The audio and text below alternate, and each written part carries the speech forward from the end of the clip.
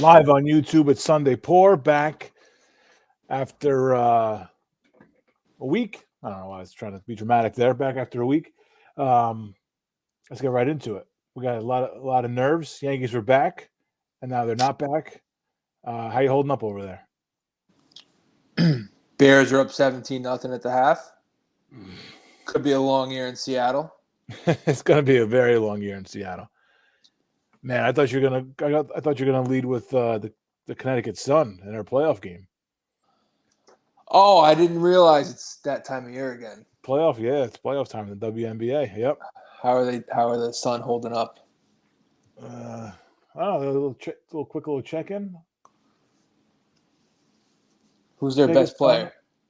I have no idea. Do you know what the Dallas nickname is? The Dallas Stars with a Z. No, it's Dallas Wings with an S. Yeah. It's and Connecticut is up 81 to 64. 4 minutes left in the fourth. Is this game at Mohegan? This is in Mohegan. Yep. Nice. Got to protect that home court. Connecticut was 25-11 this season. They're a 3 seed. Right around the corner from the birthplace of basketball, right? Springfield, Massachusetts. That's a hell of a season. 36 games, huh? Yeah, I don't think it's a COVID thing either. That's a light. I knew it wasn't. That's still a little light. I think you got to go like 40. I don't know. And I think the series are all 5-game series in the playoffs too. No 7-gamers. Kyrie would be able to play a full season in WNBA. He'd find a way to not. Well, we might find out. I'm sure he'll transition one day for attention. That'll come in like 5 years when he's watching. He is a big advocate for the WNBA, so don't be surprised if he does. I'm sure he's locked in right now. Yeah. Yeah, he's probably courtside. He probably watches more WNBA games than he does Nets games. That's for sure. Yeah. I think that's a fair bet. Man, nothing is going right in your universe these days. My universe, no. My universe. I mean, it's 3 weeks from football. Yeah. Dolphins are. Tied for first, right? It's 0-0. Everybody's even in the NFL. The ESPN is obsessed with the Dolphins. I figured out. Really, they're big too. They're big on Tua. Big on Tua's a big story. They always like to kind of find that college quarterback to hang on to. He's a lightning rod. Yeah. I go to the gym every day, and ESPN is on a couple of the TVs, and every time I look up, it's Dolphins. Tua. I kind of wonder. So the reason Brady unretired was because he came back because he had to play for Tampa. I think he thought he was going to pull a fast one, retire, come back and play for the Dolphins. Yeah. And get together with coach Ross. over there, Sean Payton. Oh, was that the rumor? Peyton was going to go to Miami? I thought that was going to happen. I thought it was going to be Peyton went to Miami, maybe get some power. I don't know the whole story.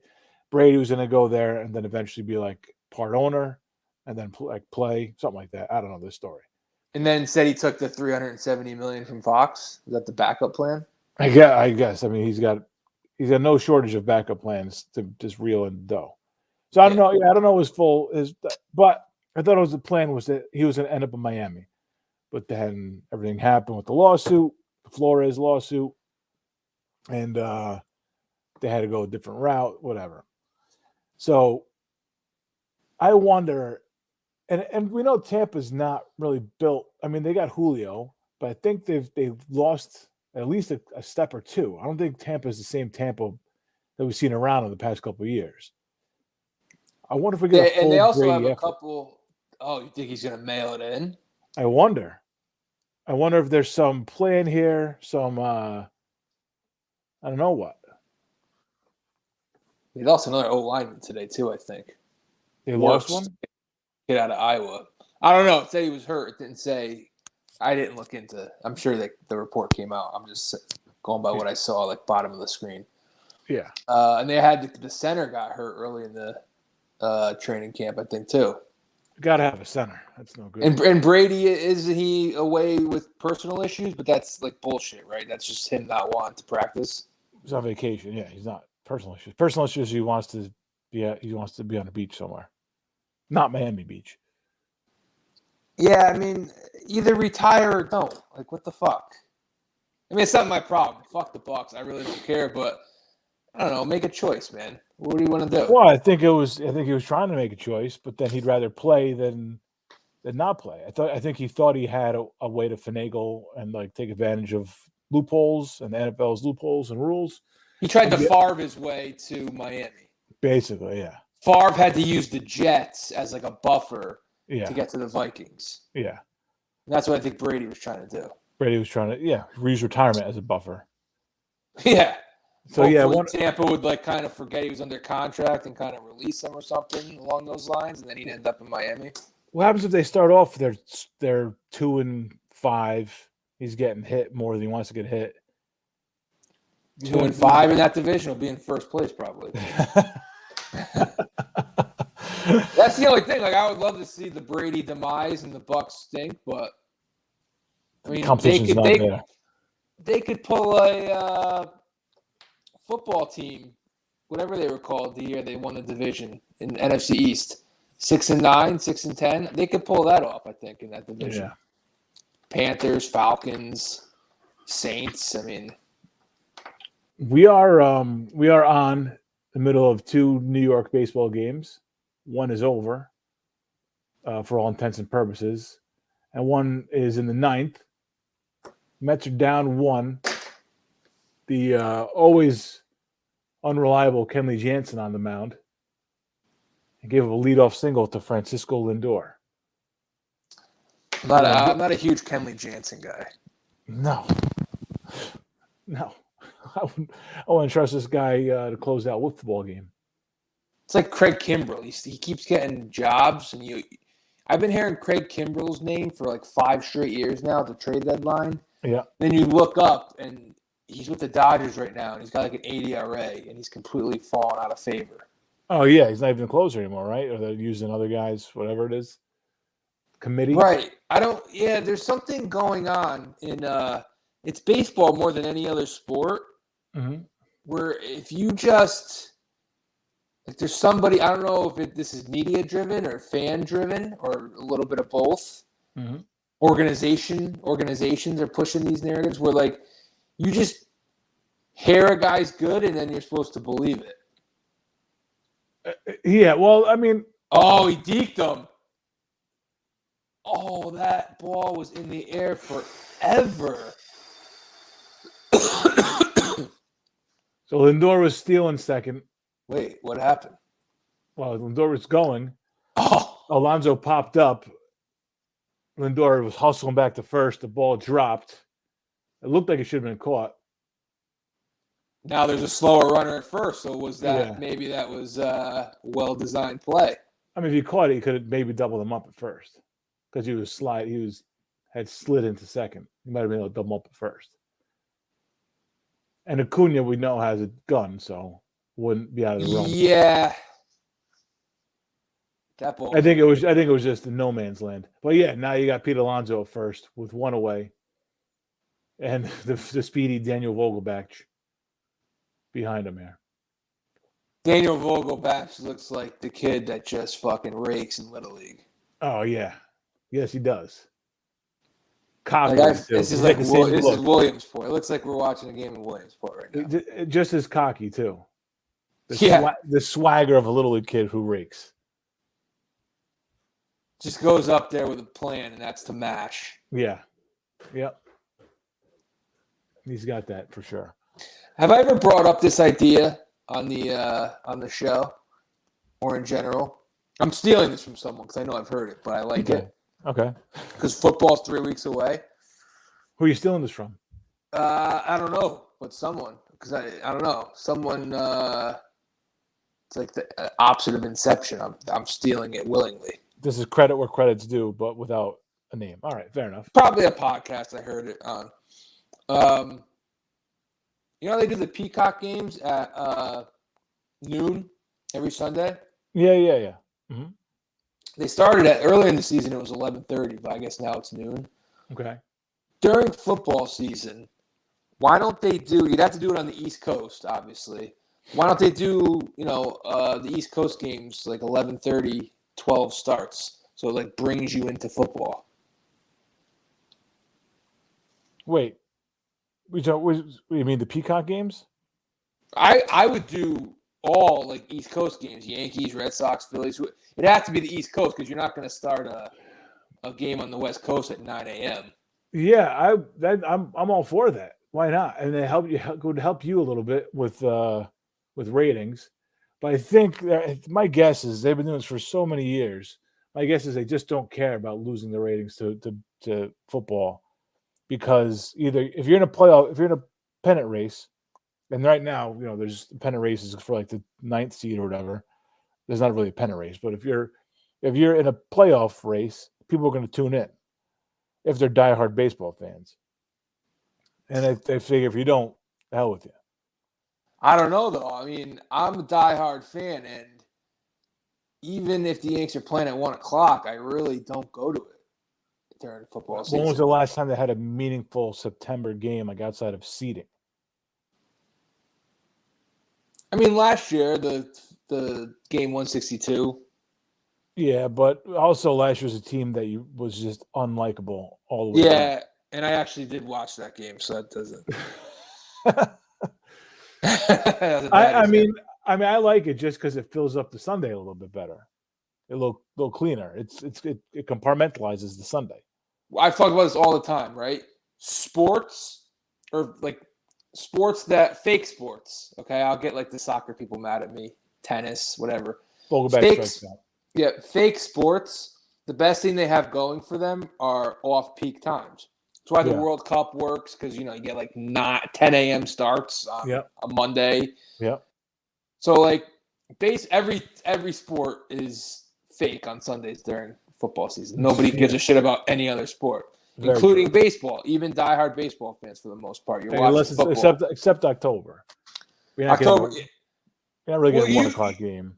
Yeah, usually like it's 4 o'clock or later in October for a big playoff game. Yeah. But for the most part, no one's watching baseball in September. Like, this would have to be a September thing. Yeah. I think starting games at like 11:30, 11. It's a little more kid friendly maybe too, because the game gets over earlier. You get home, they got to go to school the next day. Yeah. School's back in session. Yep. I don't think they'll ever do this. No, that's thinking a little bit outside the box, a little too outside the box. And I wonder if there's something contractual where you have to start, because the Peacock thing, as far as I know, ends on Labor Day, and they're not carrying it over into football season. So I wonder if, I know NBC doesn't have football on until Sunday Night Football, obviously, but I wonder if there's something contractually where you can't go head to head with Fox and CBS there. Who the hell's logging on to Peacock at like 2 o'clock on Sunday in the middle of all those games? Yeah. I don't know. It's just an idea, and it would only be a handful of games. It's got to be the teams that play on the East. Yeah, I agree. I mean, I'm for anything that makes it optimizes more sports. More sports in the times where there's no sports. Yeah. And that's the only time on Sunday where there's no sports. So. And think about like when you're really like chomping at the bit for football, man. That last hour from like 12 to 1, you're just, man, it's like only so many times you look at your stupid fantasy team and look at your stupid bets that you're going to lose. It's like, give me a baseball game to watch for now, a couple innings. It's really, I mean, it's like the adult equivalent of the anticipation of Christmas every Sunday for 17 weeks. Yeah. 18 weeks, whatever it is. Yeah. It's rough. It's like you literally, time goes so slow. Braves win. Time goes so slow for that hour. And it's like trying to fall asleep on Christmas Eve. Yeah. It's tough. So we just drink. Give us something. We just drink and we eat chips till we can't eat chips anymore. Yeah. Our lips are dry. There's only so many Browns you could do between 12 and 1 before you're like, we need a game. Right. Now I feel less like an alcoholic. Yeah, now I'm drinking and watching football, not just drinking. Yeah. I would love to see it. Yeah, that's a good idea, but that's a little bit outside the box for baseball's taste. I mean, they'll experiment with like weird shit, like a runner on second, but not, never if it's to get the fans involved. That's the last thing you want to do is get the fans involved. No, I would love to go to a like 11:30 Sunday game. They only had one this year, a Peacock game, like it was against Detroit. Yeah, back in June. Yeah, that'd be an awesome. Because I'm not Sunday games are tough because you got to work. Yep. And then what if you get stuck at a long one and you're not out of there till 5, 6? It's just like, and especially in the summer, I'd rather just be home, like chilling with a margarita by the pool or something. Yeah. But an 11:30 game, like you could talk me into, all right, the game's over by like 2:30, maybe 3 tops. Mm-hmm. It just feels like a little bit of a shorter day. That's a nice addition that they make. So maybe they'll expand on it next year. Maybe this year was the experiment. Maybe they'll start expanding on it next year. Dude, before I went out on Sunday, was it this past Sunday? Yeah. Well, before we went to the beach Sunday, I was watching Padres Nats on Peacock from 12 to 1. It was awesome. Nice. Yeah. It's great. I mean, why not? I've mailed in. That's like the best idea I have for the show so far. Because I last week I came with notes, and now it's just perfect. Back to August. Back to being August. Well, I mentioned earlier how last year's Yankee team was so unlikable. And just a quick recap: last night was the walk-off grand slam from Donaldson. Tonight, I've heard they showed it a couple times. Oh, they are. Everybody thought that everything was righted in that one moment. The whole world thought that everything was right in the Bronx. The Yankees had turned this losing streak around. The optimism after what's been 2 miserable months, the optimism after last night made me physically sick to my stomach because first of all, it's nonsense. It makes no sense that you would take anything positive away from that game if you actually watched it. And I mean, Herman, 4 innings he looked sharp in a couple of innings, but then got tagged a little bit and got chased out of there early. And of course, the Boone handling of the bullpen and Boone handling of the bench, and Boone in general. And then whatever they came back. They had a man on. Judge was on second. Judge had a chance to win it, so he's a runner on second, down 3, and they find a way. And Donaldson hits what amounts to a pop up to right that went out, a deep pop up to right. But it wasn't like. Nothing from last night made me feel there was life in this team, other than like when they finally won it. That was the only thing that made me feel like they had any life. It wasn't like a great rally that got them to the win. It was a Glaber hit and a walk, Benintendi walk, was it? Rizzo walk, and then the dinger. So it wasn't like it was teams coming together, bats were moving, bats were smoking the ball around the field. And even tonight, they were down 5-0 early, and they scored 2 runs without a ball leaving the infield. So, they're still the same problems that were there 2 days ago. We had a little respite yesterday, and now we're back to it. Then on top of that, did you see this Boone interview from? I don't know if it was today. I think it was today because Kay was interviewing him. You see this? Oh, I think I know what you're referencing. Yeah, I did see it. Yeah, this is. He's irredeemable to me. Aaron Boone is irredeemable to me after this. This was the most ridiculous, and Michael Kay too. But I've hated Michael Kay for years. He's dead. Michael Kay, they threw away his irredeemable key. Yeah, Michael Kay was patting him on the back for this answer. He was sucking his dick for this fucking answer. Oh, I'm gonna get into the broadcast in a second. Go ahead.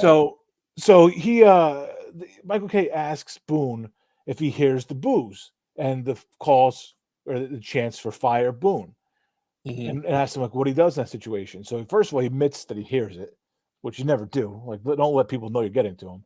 And then he asked, how do you handle the situation? He goes, well, I kind of stand up a little taller on the top step, and stick my chest out a little bit, saying I'm here. Well, motherfucker, you've had 2 miserable months. Get your fucking head out of your ass and manage the fucking game. Don't worry about the fucking fans booing you. Maybe if you did a better job, they wouldn't be booing you, trying to get you calling for your head. All right? You're not proving anybody right. You're proving that you're a dickhead. You're proving that you're just a piece of shit on top of being a bad manager. Like, you're gonna big ball the like, oh, I'm still here, manage the team. You can't fire me. What are you, a fucking kid on the schoolyard? Fucking asshole. Going out there getting beat by a fucking touchdown again. Puts Albert Abreu in there one more time. Let's run it back. Let's see if it works this time. What was Goose Gossage? They called him he was a fireman, or that was like the role of those guys back then. They were called firemen. They come out, put the fires out, right? Yeah. Albert Abreu is a fucking arsonist. What was De Niro's name in Backdraft? That's what Albert Abreu is. Oh no, Donald Sutherland. But yeah, same thing. Oh, it was De Niro. De Niro was the arson detective. He was the fireman. Yeah. Okay. Internal affairs for firemen. I don't know, something. So who is Donald Sutherland? That's he was a fucking pyromaniac. That's De Niro went to his hearing at like parole hearing. Yeah. And to make sure he wouldn't get out. He's like, "You're still a sick fuck. You got to stay." Gotcha. Okay. Well, he's Donald Sutherland then. Yeah. Playing Albert Abreu is Donald matches. Sutherland. Yeah, it's wild that Albert Abreu is still here. I can't believe it. I mean, after getting DFA'd by the Ronald Bartle. That's De Niro guy name. No, that's Donald Sutherland. Oh yeah, he's only in it for like 5 minutes. It's a quick little scene. You need a better bad guy name for that, though. All right, so he's an arsonist. Whatever, he's an arsonist. Yeah, no, he's like Timothy McVeigh, Albert Abreu. Yeah, yeah, he's killing us. He's the Oklahoma City Bomber. Yeah. Yeah, it's not good. I don't know. I'll ask. Where does Boone get the fucking balls? I stick my chest out little. What are you showing him up? Showing the fans up? It was an odd answer. I have no problem with him admitting that he hears it, only because I feel like you're gonna call bullshit if he says no. Well, I mean, look, I hate to fucking just lean on Jeter here, but like Jeter says, yeah, when he got booed, he's like, I'd boo myself too. That's the right answer. That's the pitch perfect answer. He's like, I suck. The answer is we suck right now. I suck right now. I'd boo me too. That's the right answer. It's not I stick my chest out. And Michael Kay is like, oh, pitch perfect answer from the manager there. Fuck you, Michael. What are you talking about? What are you talking about? Pitch perfect answer. Like, stop shilling for this guy. Well, he has never won a fucking thing. Everybody, he's won 100 games every year, playoffs every year. I mean, let's be honest here. Most of us, can get to the playoffs with this roster and this money poured into this team. If you don't get to the playoffs with this team, you're truly useless. All right, he's nothing but he's a secretary for this team. He writes the names down on the card every night and then does what the computer tells him to do. All right, and as you've said before, you said last night, you texted me, you said you can't believe like the guy doesn't ever see 2 steps ahead. He hardly sees 1 step ahead. Never. He's always 2 or 3 steps behind. Like, yeah. Like sending Hicks up there in the 9th inning is just not having a feel for. I'm not even gonna say base. It's just not having a feel for like life. Like Hicks is literally in timeout. Like he's in the corner. He's the kid who just got caught like punching his sister in the head or something, and he's in the corner like turned around. All right, don't even fucking turn around. Like, that's Aaron Hicks right now. Like, yeah. And then you sent him up there to lead off the 9th inning when you had all kinds of momentum. Efros gets out of the 9th inning, strikes out Peralta. And I literally thought the game ended when Hicks came out to pinch hit. Because, like, 9th inning, you have all that momentum. Like, usually whoever leads off that inning, and maybe I'm reading a little too much into this, not necessarily, it doesn't have to be a pinch hitter, but just anybody, like the crowd is juiced up because like you're like, all right, we're gonna see a walk off tonight. What was it? He pinched it for Florio, right? No, he pinched it for IKF. Which doesn't make any sense because IKF's batting like 285 or something. Yes, but I'll bring you into Aaron Boone's mind. Aaron Hicks OBP on base percentage 20 points higher. His average is like 70 points lower, but his on base percentage is 20 points higher. And did you hear Aaron Boone's when they asked him about it, what his quote was? No. He said, "Easy call." It's easy call. Like no Yankee fan in the world would choose to send up Aaron Hicks over IKF? Not that we're IKF, pom-pom waivers, but, just he's a decent little player, get on base, he can make contact, just, gets on first, lead off the inning, go first to third, he can steal a bag. And Hicks has had the reason we had to call Florial is because Hicks hasn't done anything. And Florial fucking stinks, and we're calling for Florial. Yeah, I know. Yeah, no, it's a quadruple A player. We're calling for a quadruple A player. That's how bad Aaron Hicks is. Yeah, I want the Florial, whatever. My hopes are low for Florial. I wonder because he's been hurt a couple of times, been up and down. I wonder if the injuries have gotten kind of held him back a little bit. But I think he's just not that good. I think you just have to play him until Bader is back, or until maybe Stanton could play the field. Yeah. Well, so 2023 then. Right. So we'll be hitting our stride next year around this time. Yeah. But I mean, also like with the Florial and I'm gonna keep saying Peraza, Oswaldo, whatever this Oswaldo is. Oswaldo, yeah. Whatever this one is, the not Peraza one. OC. But he's got a nice swing, nice lefty swing, had a nice double tonight. He's a switch hitter. Yeah, he's a switch hitter. Yeah, but he's nice swing. And he could play all over too. They said he could play the corner, outfield positions, and he could play short, third. Which is probably the only reason they got him, because they like to have these Swiss Army knives rather than just a guy who's the best at his position. Apparently, They'd rather have a guy who's not as. They'd rather have Tyler Wade playing 9 positions than pick a player. Oh, you'll see Tyler Wade at some point. I hope he just rots in AAA forever. I mean, if you see Albert Abreu, you'll see Tyler Wade. This has to be the end of Albert Abreu. Like tonight, I mean, you came in there to kind of just. I mean, wasn't mopping up. I mean, they're still. Well, they're going to sell you on the LeMahieu error, kind of set him back. I mean, they called it on Donaldson, but it was really on LeMahieu. Should have been a double play. They'll probably sell you on that. It's odd that he's here. It's very odd that Albert Abreu is here. Well, then, I mean, with the injury to Holmes and stuff, you're going to have to.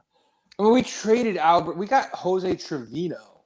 Yeah. For Albert Abreu, which is astounding. Maybe he would try. Maybe he was thinking he could get Albert Abreu and trade him for another good piece. Maybe Brian Cashman playing chess again. Yeah. Smartest GM in the world. Build Albert Abreu back up, get another piece. I'm excited to see these kids, but I mean, if you're putting your hopes in these kids to like turn shit around, it's not going to happen. Like you can't. That's a dangerous game to play. Like you want them to fill a position and play well and contribute, but they can't turn like this. The whole team is rotten right now, so you can't turn them. These players are not going to turn the team around. If you're putting your hopes into that, you're asking for. I mean, they also didn't call up the best ones.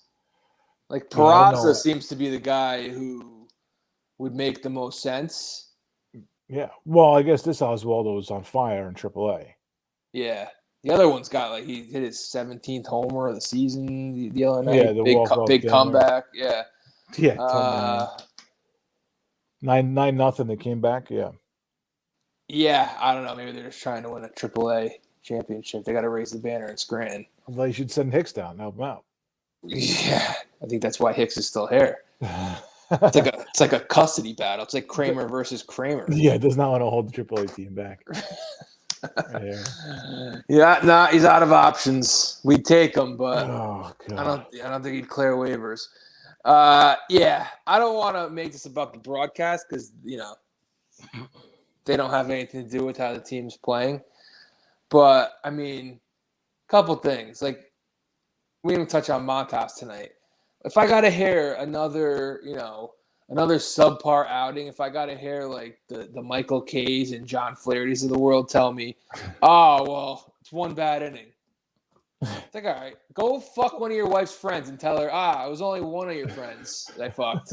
It was like you have like 15 of them. It's like everybody who fucking says, well, they played 750 in June. I'm like, well, it's a 162 game season. Like it's fucking 6 months. It's not 1 month of the season. Yeah. So don't tell me you had one bad inning. If you're a pitcher, you got to pitch, well the entire time. They do it all the time. They do it all the time. Like Cole against the Mariners. And then, Nestor was okay because Nestor had the one pitched to Arozarena the other night, and then he gave him 7 innings, 3 runs. That wasn't so bad. But like Montas, 5 runs tonight, a 5-run inning. Cole, the 6 runs against the Mariners. I mean, Herman has been spotty. Even like Montgomery before he left, like he had that 1 bad inning against the Mets, and they're like, oh, 1 bad inning. It counts. Like it counts. The game is comprised of innings, and each inning that sucks is gonna hurt your team. Yeah, and then the other thing they like to lean on too, when like the guy actually comes back and gives him length, is well, got to give him credit. He's saving the bullpen tonight. He's eating some innings here. It's like, sorry if my bar is a little bit higher, where like I expect my guy to go deep into games and also pitch well and give up fewer runs. Yeah. Like, we're supposed to all throw bouquets at a guy because he settled down. Like, he settled down after he gave up 5 runs in the second. Okay. 6 innings, 5 runs. That's his line. And fucking Flaherty. Oh, I wanted to kill Flaherty before, man. Second inning when he gives up the RBI ground out, Montas. Yeah. RBI ground out, so man on second. 2 outs. Merrifield's up. Before he throws another pitch, Flaherty's like, well, this is pitching right here. Like, this is where you're limiting the damage. And I said it out loud, man. I'm fucking by myself. I'm by myself in the living room, and I'm like, motherfucker, the inning's not over. He walked Merrifield in 4 pitches. 4 pitches. That's pitching. Base hit to Springer. 3-run homer, Vlad Guerrero. Ball game. So Flaherty drove me nuts. Fucking propaganda machine in that booth, man. Oh my god. Drives me nuts. This K blowing Boone for his response, and that was very awkward because I didn't understand it. I thought it was an awkward answer by Boone and an even more awkward response from K. Oh, fuck you, Aaron Boone. Fire Boone. I've been saying it for years. All right, stick your chest out with me, motherfucker. Okay, win some fucking ball games and don't fucking throw your regular season bullshit at me. Okay. Like, are you proud that the people are chanting for you to be fired? Like, what are you proud of? You're the fucking stump Merrill of the 2020s. Great job, dickhead. I'm fucking believable. Yeah. Now I still want them to see me. Yeah, here I am. I'm here. Maybe go back to the drawing board, Aaron. Maybe try and figure out how to win some fucking games. Maybe figure out how to get some life out of a team that's decimated with injuries, that's in a skid unlike any other. That's going to look really bad when you lose a lead for the AL East because you're just being too proud. Ridiculously in the AL East with teams that don't even want to catch up to you. I mean, you're gonna be proud with your chest sticking out. So, all right, we just went final. Now's the time to ask it. Are you worried about the division? I mean, the Blue Jays have been awful for a while. I mean, just the way these teams have been playing. I'm not worried about them, but I mean, yeah. If they obviously, I'm not. Am I worried about it? Like, are you worried about them blowing the lead and not coming in first place? Yeah, I think it's possible. I don't know if I'm worried about it, but I believe it is possible. It is possible. I think if we're sitting here, so I said this 10-game stretch was going to be big. It was all AL East teams. I didn't even include the Mets coming up just because it's big for a different reason, not in terms of division games. But they're 2-5 in that stretch so far. They lost 2 out of 3 in Boston, 2 out of 3 to Tampa. Now the first game for Toronto. Yep. I think I will be officially. I mean, I'm already like, this team stinks. They're not going anywhere. But like, in order for me to be at a point where I think the division is in jeopardy, I think they would have to lose the final 3. If they lose 2 out of the next 3, am I still going crazy? Well, look, if they lose 2 out of 3, it just slows the bleeding a little bit. Like, you're still bleeding out. It's just, maybe it didn't cut the aorta. But then you're out west for the A's and the Angels. You hope, but I mean, it's the West Coast too, so you never know. You hope they get right against those teams, at least take the series. But you never know. It's the West Coast, and they come back and they got Rays, Twins, Rays, Red Sox. that's through middle of September. And they have another Toronto trip. I know that at the end of the season. Yeah, Toronto's at the very end of the season. Yeah, but I mean, to start September, you got 6. No, you have 6 total against the Rays and 4 against the Twins, who would love to. I mean, the Twins have every reason to want to beat the shit out of the Yanks, with just their history and guys in the team that were traded away. Yeah. Tampa, obviously, thorn in their side. And then the Red Sox, who just took a series from us. I mean, it's all right there. I'm not concerned. You still think they're going to win the division. You're not ready to say they're going to lose the division. I mean, it's a lot of games, but I am not putting it past this team. This team has no bulls either. So, like, when things go, we said in the past with these teams, they're a bully team. When they're going great, there they are. They're high fiving, they're jumping around, doing these handshakes. They're top of the world, and then as soon as they get a bump in the road, they're all sulking. There's no rally. There's no fight. Their manager is sticking his chest out to show the fans that he's there for the whatever fucking reason he wants to show it. Like, it's not like, we got to bear down. We got to do a better job. The only fire that I saw that impressed me was Rizzo when he was beating the shit out of the dugout the other day. Yeah. I mean, I don't know if there's leadership on this team that fires these guys up. I don't know if there's leadership on this team that can motivate them in the right way. I mean, I know that whatever you say, motivate, like they're going out there not trying to win. Of course, they're trying to win, but it's a way to motivate a team to get their minds right. Losing becomes habitual. Yeah, well, it's disheartening because, in order to win a championship, you usually get knocked down at some point in October and have to get up. Yeah. I mean, I could reference a million teams, I could reference a million Yankee teams that had to go through it, even like 98 when they were down 2-1 to Cleveland, or the 96 team that was down 2-0 to Atlanta. But even other teams, not just Yankee teams, I mean, the Cubs a few years back, they were dead how many times in that series against Cleveland? They were down 3-1. Then they had to come back from the Roger Davis home run. I mean, every team, there's a million examples. Kansas City a few years back, they were down 4 runs in the first round to Houston, do or die game. They railed off like 7 runs in the 8th inning. 2-1 they were down in the series. Game 4 in Houston, and they survived it, and that's the year they ended up going to beat the Mets. I mean, at some point in the postseason, the Cardinals, David Freese, another example. They were dead in that game. Like, at some point, Josh Hamilton hit a home run in extra innings that looked like it was going to be, Rangers' first championship ever, signature moment. They come back, they tie it. I remember Berkman got a big hit, Freese home run.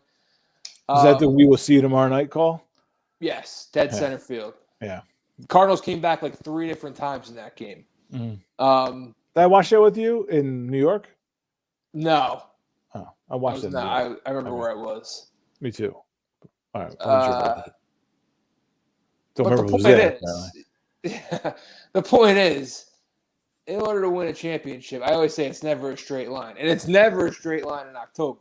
No. So at some point, you're going to have to face adversity. And the disheartening thing is, I don't think this team is capable of getting knocked down. They're Scott Farkas. I probably said that. It sounds familiar. I've probably said that before. Like, there's Scott Farkas. Yeah. Anytime a Ralphie comes up and has had enough, that's it. He just stays down. And Boone is the little friend, Skirt or Scott or whatever the fuck. Scott. I'm gonna go tell my dad. That's what this team is. Yeah, they're a bunch of fucking Scott Farkases. Oh yeah, Scott Farkas. I forget what the little guy's name is in the little hat, but no, Randy was a little brother. We'll revisit this in December. Yeah, for sure. But yeah. Well, and what's disheartening to me is that in the beginning of the season, things are going right. And I'd said early on, I was like, this really could be, if things go the right way, this could be a special summer. It could be a really fun summer. And then, everything was going right for them. It seemed it looked like they were learning to win. It was kind of a new group. It was Rizzo's first full season here. Even like Gallo, Hicks was not playing at that time either. No. Hicks was hurt. I'm not saying he's the reason the L's come, but he doesn't help. It was just, Trevino was playing at an all-star level. And I was like, that's special. Glaber was contributing and doing well. Everyone was, keeping healthy and stuff. And then got a little adversity, and everybody just choked. From the manager, the player, to the general manager. Everybody fucking choked. Oh, yeah. And it's continuing to choke. I mean, yeah, it was a terrible trade deadline. I mean, you could say it was good because we got Benintendi, but we also got Montas, and we also got rid of Montgomery. And I don't mind Montas is going to be Montas, but I'd rather have Montas and Montgomery than just Montas. Yeah, that's a no-brainer. Yeah, so they could have gotten rid of Tyon, and I'd be saying the same thing. Yeah, exactly. Like, why'd you get rid of pitching depth? They value eating innings so much. I mean, Montas, I'm gonna try and give him 2 more starts before I really. Yeah, I'm not ready, but I mean, 2 out of 3 have been bad. I'm not really. 14 innings pitched, 14 earned runs. Ugh. That's a 9 ERA. No, that's. How does it? Yeah, 9 ERA, right? Yeah. Simple math. Yeah, that's bad. Very simple. That was the simplest of math. It was so bad that I was like, no, that can't be right. 9's way too high of an ERA. And I was like, no, it's right. Damn it. This was one decent outing too. Against Boston, he went like 5. Yeah. 5 innings, 2 runs. That was Saturday night. Yeah. Is IKF, is his playing time in jeopardy? Where is he at? Because they've sent you very mixed signals on IKF. Yeah, I get the feeling that people want to squeeze him out, but he's been serviceable. I don't know why they don't put the Oswaldo kid at short and put him at third. It's not like he didn't win a Gold Glove at third. I think they're committed to him at short. Like, let's look at Donaldson and LeMahieu as their third baseman. Like, they're kind of just set in their ways. Like, no, IKF, he's a shortstop. He's our shortstop, kind of, when we want him to be. Yeah. Yeah. Because they've sent you mixed signals, dude. Like, so they've had his back, right? Because he's made a lot of errors. Yeah. And he's not the type of guy where we'll live with his errors because he hits 30 home runs or he hits 350. He's not. He's a 270 hitter, like kind of punch and Judy, but he makes contact. So it's like you kind of weigh the pros and the cons with him. And so they've had his back kind of, but then he's been pinch hit for twice in the last month. Once in Citi Field, Joey Gallo hit for him. Well, and we know how that ended. Hit for him is yes. We went up there. Loosely. He swung. He stood in a batter's box. All right. And then last night, Hicks pinch hit for him. So it's like, I don't know. If they don't like him, then just call up the kid Peraza and replace him. Or if you want to play this kid Cabrera, just make him the shortstop. Yeah. Yeah, I agree. I don't know why. I don't know why they do half the shit they do, but they seem to be an indecisive bunch. And the decisions they make are questionable anyway. But then, there's the whole Andujar thing. Like we've seen the last of him. You and I discussed this yesterday. We've seen the last of Andujar. It's over. But it's really, I think I kind of felt for the kid because every time he was up, I think he was trying to do more than we needed from him. Like, to me, he was a guy who hits line drives, he hit doubles, he sprayed the ball to all over the field. He was a good hitter. I think when he came up, he was pressing because he knew he's like, if he doesn't go 4 for 4 with 2 dingers and 5 RBIs, they're gonna get sent down. If you go, ironically, I think he had a game like that when he first came up years ago, and they sent him down. No wonder. That's why he's pressing, because it wasn't enough. Well, yeah, the problem with Andujar was when they traded for Benintendi, he got squeezed out because he can only play left field. Benintendi can only play left field. Yeah. And then Stanton's going to come back soon. He's going to play a lot of DH. Yeah. LeMahieu's got a bum foot, so he's going to play a little bit DH. So Andujar just doesn't have a role now. The time to play Andujar was like in June. It's like, all right, we've seen Joey Gallo for 2 months, April, May. Get rid of him. Mm-hmm. Let's have Andujar play every day for a month or two in left field and see what we got. Maybe we don't have to go trade for a left fielder. Mm-hmm. But they did it ass backwards. Like, they didn't call Andujar back up until August when he didn't have a role. So it's like, I don't think they have a blueprint. Like, I really think they kind of just throw shit at the wall and they assume that everyone is going to think we have a plan. I don't even know if it's... I really think they kind of run the team like on the fly more than we think. You know what? If that's the case, trading Montgomery was not like some like chess move. No, not at all. But I hope that you're right, because that would make sense to me. It doesn't make sense. It's a bad plan to do it like that. But at least then you're like, well, okay, well that's why none of this shit makes sense, because they don't know what they're doing. They think it's like having Boone not being able to think 2 steps ahead. The general manager can't think 2 steps ahead either. So it kind of fits the mold there. But at least there you're like, okay, well they're directionless. They're just kind of winging it. At least then you're like, okay, well I could get how you fuck up like that so often. But these guys live in the numbers. These guys live with the analytics and mathematics and graphs and charts and pie charts and whatever the fuck, x-axis, y-axis, I don't fucking know. OPS, like you said, right? It's whatever. They're just looking at that shit.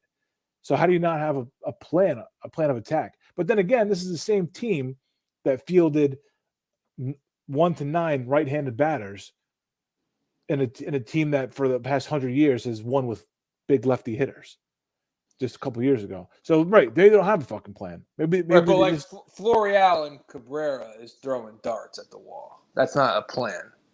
Well, yeah. I mean, that's just really comes down to right now you don't have any other options. And I bet you if they did have a plan about Marinaccio, it was to bring him up. They brought him up sooner than the plan entailed. Well, if they had a plan. Well, it was you who said, I mean, if whatever the plan was, it wasn't to win ball games right now, because you would never have. Oh no, you would never trade Montgomery, a guy in your rotation, for a guy in a walking boot if August mattered to you. Yeah, and same thing for Marinaccio down. Yeah, because Albert Abreu was out of options, so they had to send Marinaccio down to call up in September. I don't even know what the rules are in September anymore. But no, they got very arrogant, thinking that they could just coast, and it's self-sabotage. Yeah, it is self-sabotage, from like the Montgomery trade to like putting Severino on the 60-day IL, even though he says he's fine. Like, nah, you'll come back in the second week in September, 3 tune-up starts, and you'll be ready for October.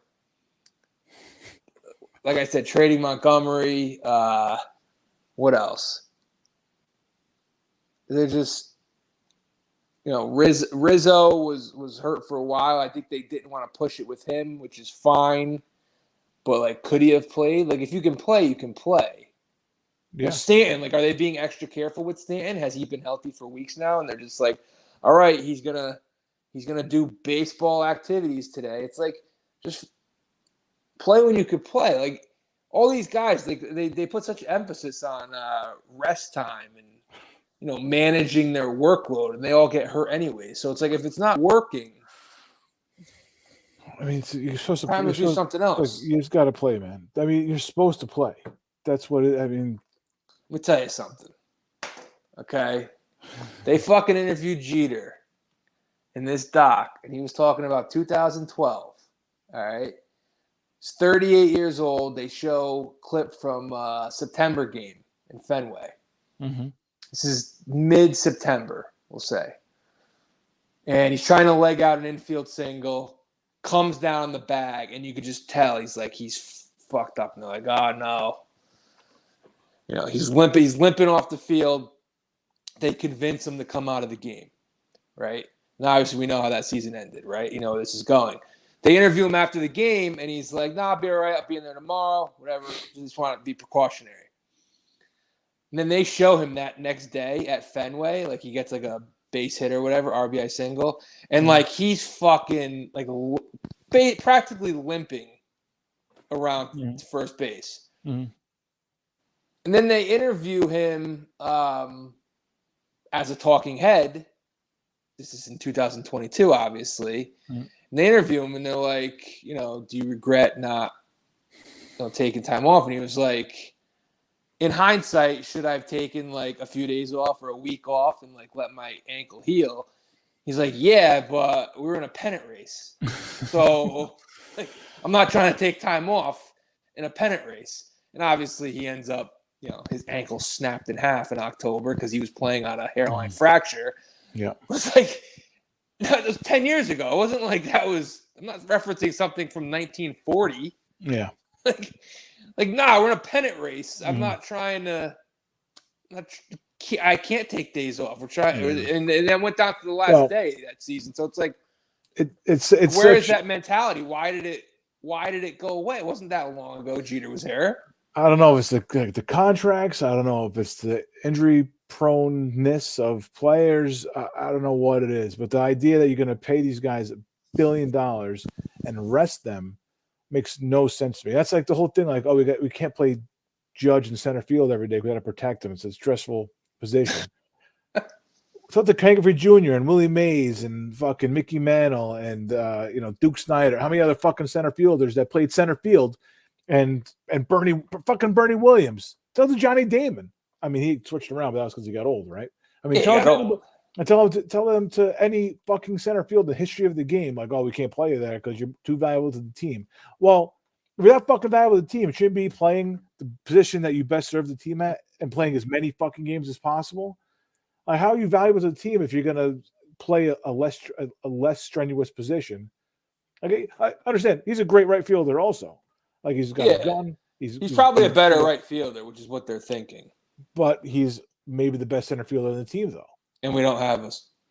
Right. We don't have us. He doesn't have any competition. Right. He's the only center. Yeah. He's the only center fielder. Right. But I just don't understand, like, oh, we need to protect him. Like, no, if he gets hurt, he gets hurt. Like, do everything you can to win every game that you can win, and then get ready for the playoffs, obviously. But get there, put your team in the best position, get your team comfortable.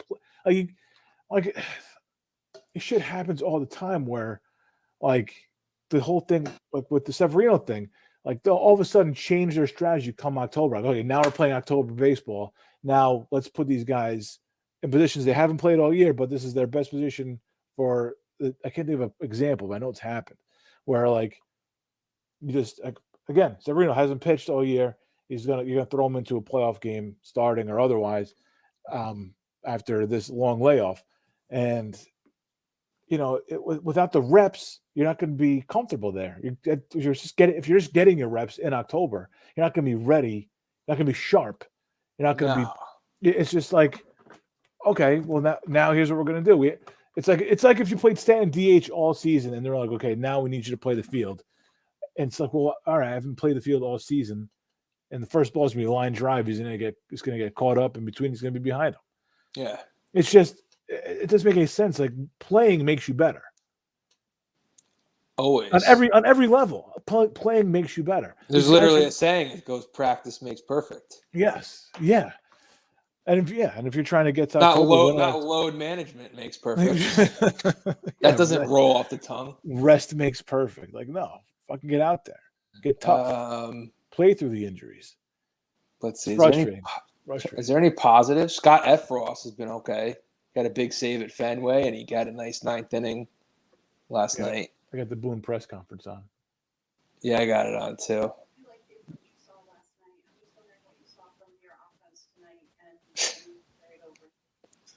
Some good at bats. Hit the ball hard. Obviously, he's come in. It's been a up and down year for him, and he's had a couple. So you like Oswald was definitely sitting tomorrow, right? He got hit tonight. He's definitely sitting tomorrow. I hope not. I'm going to be in the building tomorrow. I want to see Oswald. Yeah. Lee Harvey, Oswaldo Peraza. Cabrera. Cabrera. Sorry, I gotta keep fucking doing that. He's a Cuban. Really get it rolling. What was it? Lee Harvey? What they accuse Lee Harvey Oswald of? Cuban patsy or something? What they accuse Lee Harvey Oswald of? Yeah, wasn't he like a Cuban? Russian. Oh, Russian. Yeah. Oh, he spent time in Russia. Yeah. He had a Russian wife, I think. Lee Harvey. Oh yeah. What did they accuse him of? I think they accuse him of something much worse, though. I don't know if. Let me bear of bad news for you. It was really the only thing keeping him from being like a civilized human being. Yeah, decent guy. Yeah. Yeah, fucking Russian. Sure. Do you have? Speaking of Cashman, do you have a least favorite Cashman move, like ever? No. Like A-Rod or Clemens, Sheffield. Wow. Well, A-Rod's like the one because I to me I feel like and the way they make it sound in the Jeter doc is Cashman was like the kind of the architect, the of catalyst. That. That's what they say. I don't know if I believe it, but I mean it's happened before. He falls for that big shiny object. He had A-Rod who was MVP, and he brought him over. And same thing with Stanton. Like, we had to have him. We just got rid of the A-Rod contract, and he had to have Stanton. I don't like the Stanton one. I don't know if it's my least favorite, but I don't like the Stanton one because that team was primed to take another step if the right pieces were added around him, and that is decidedly the wrong piece. Like when they got him, I was like, okay, well, figure it out now. Now you got this big shiny toy. Doesn't make sense on paper, but he is an MVP. Figure it out. And they just failed everything else around those guys, right? To have Stanton, Judge, Sanchez, everybody around him. They just failed to put the guys around them that were necessary. I'd rather they had put their resources in other places than going to Stanton. I don't know if it's my least favorite, though, although I don't love it. A-Rod, just because I feel like A-Rod is a reason. I mean, I grew up with such a rich tradition of the curse of the Bambino, and I feel like getting A-Rod was the end of that. I mean, it literally kind of was, yeah. Yeah. Especially because he was about to be a Red Sox. Like, the ink was just about on paper. Right. So it was like this big, like, that's another, I guess you get Cashman loves to, like, the FU moves, and he also loves to find like these gems that get him, I don't know, a half a season. That's very good. Like, whatever. Of a guy like Clay Holmes or a guy like Aaron Small or whatever. I don't know. Yeah, he likes to be like a Billy Bean, right? George Steinbrenner hybrid. Right. But the A-Rod thing, and like I can't stomach that I had to watch A-Rod for as long as I had to watch him in pinstripes, and people still celebrate him as a Yankee. Like, it makes me sick. Yeah. So I think just because A-Rod's A-Rod, that's probably my least favorite. And the 04 happened after that, and we only got one after that. And I feel the tides kind of turned with that in the wrong direction. So I feel like A-Rod, to me, because of who he is and what happened in the aftermath.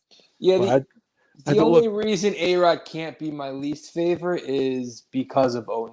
That's the only thing. That's the only reason. You talk about redeeming qualities, like, that's it. It's the home run off Nathan and the home run off Fuentes and World Series.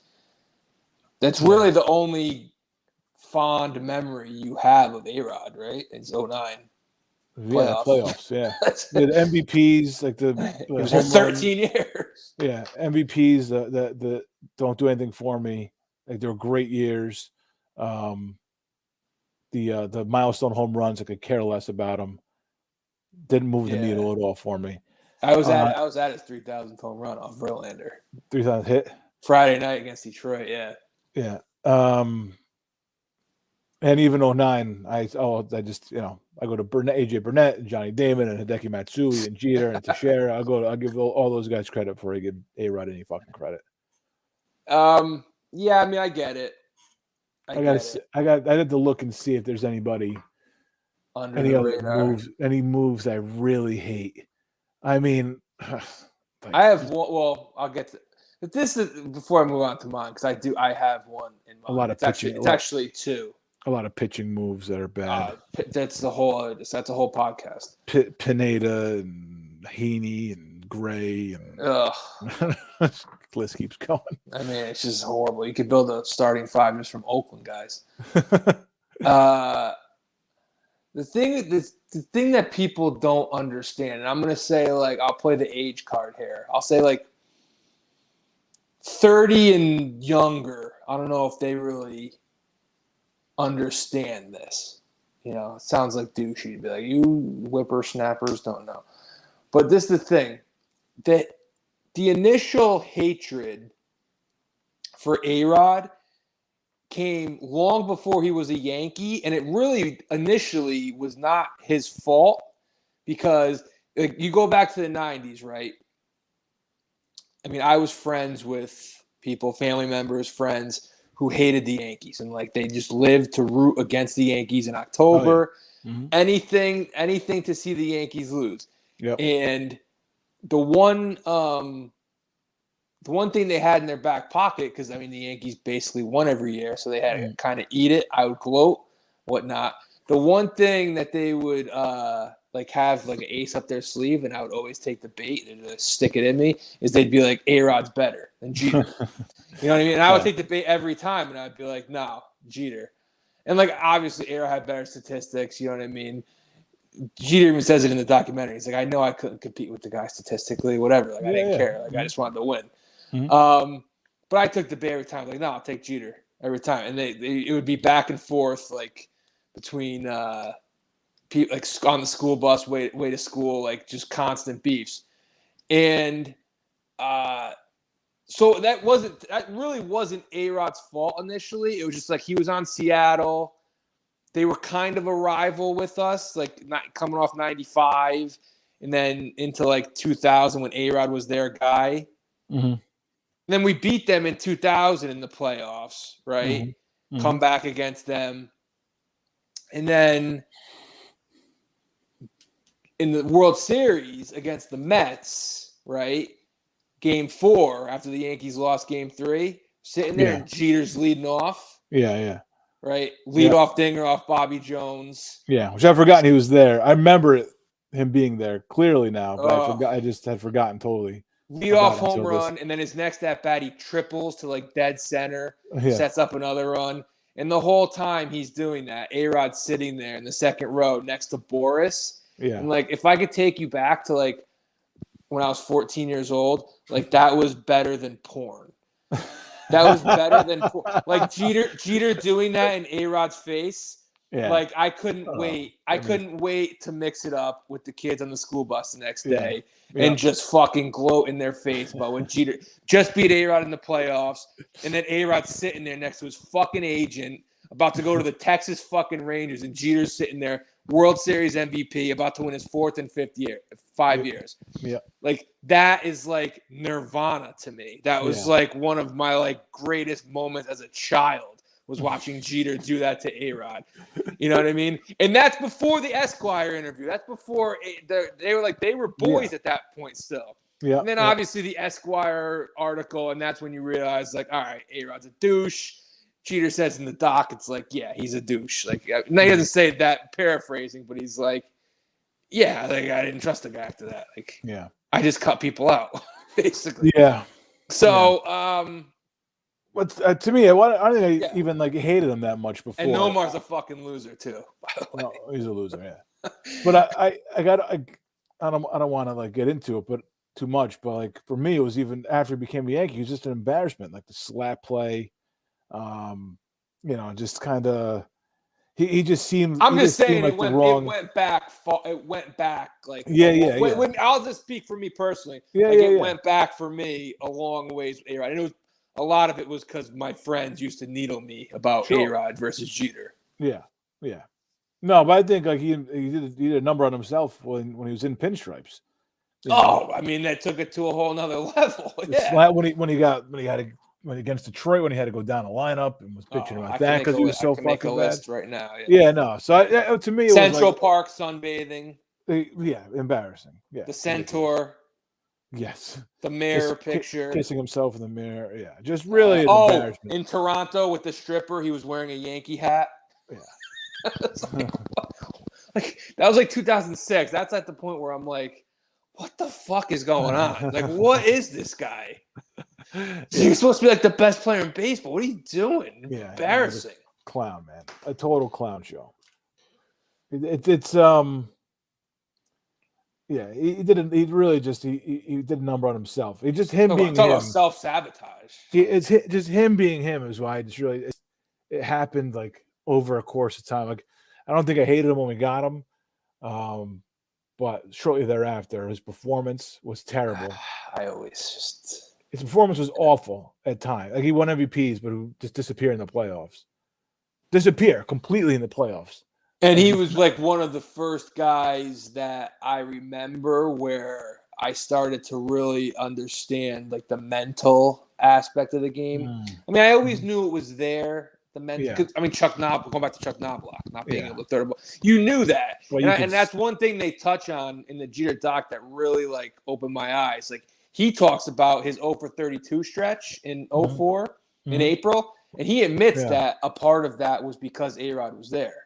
He was kind of like psyched out by A-Rod being there and just like, because, they weren't on the best of terms and he didn't trust them. He thought maybe like A-Rod was gunning for his job maybe. So like he got kind of fucked them up. So to hear like Jeter say, like the guy who I consider like the mentally toughest athlete, like at least Yankee, he's not Jordan, but like mentally toughest like Yankee in my lifetime, for him to admit like, like there's a mental side to this game that just like fucks you up. It's why it's a big reason why I think like the 2022 team isn't going anywhere because of the mental aspect. Like there's a huge, the documentary opened my eyes to like, there's such a huge mental aspect to the game that we don't like see that you can't put in an analytic.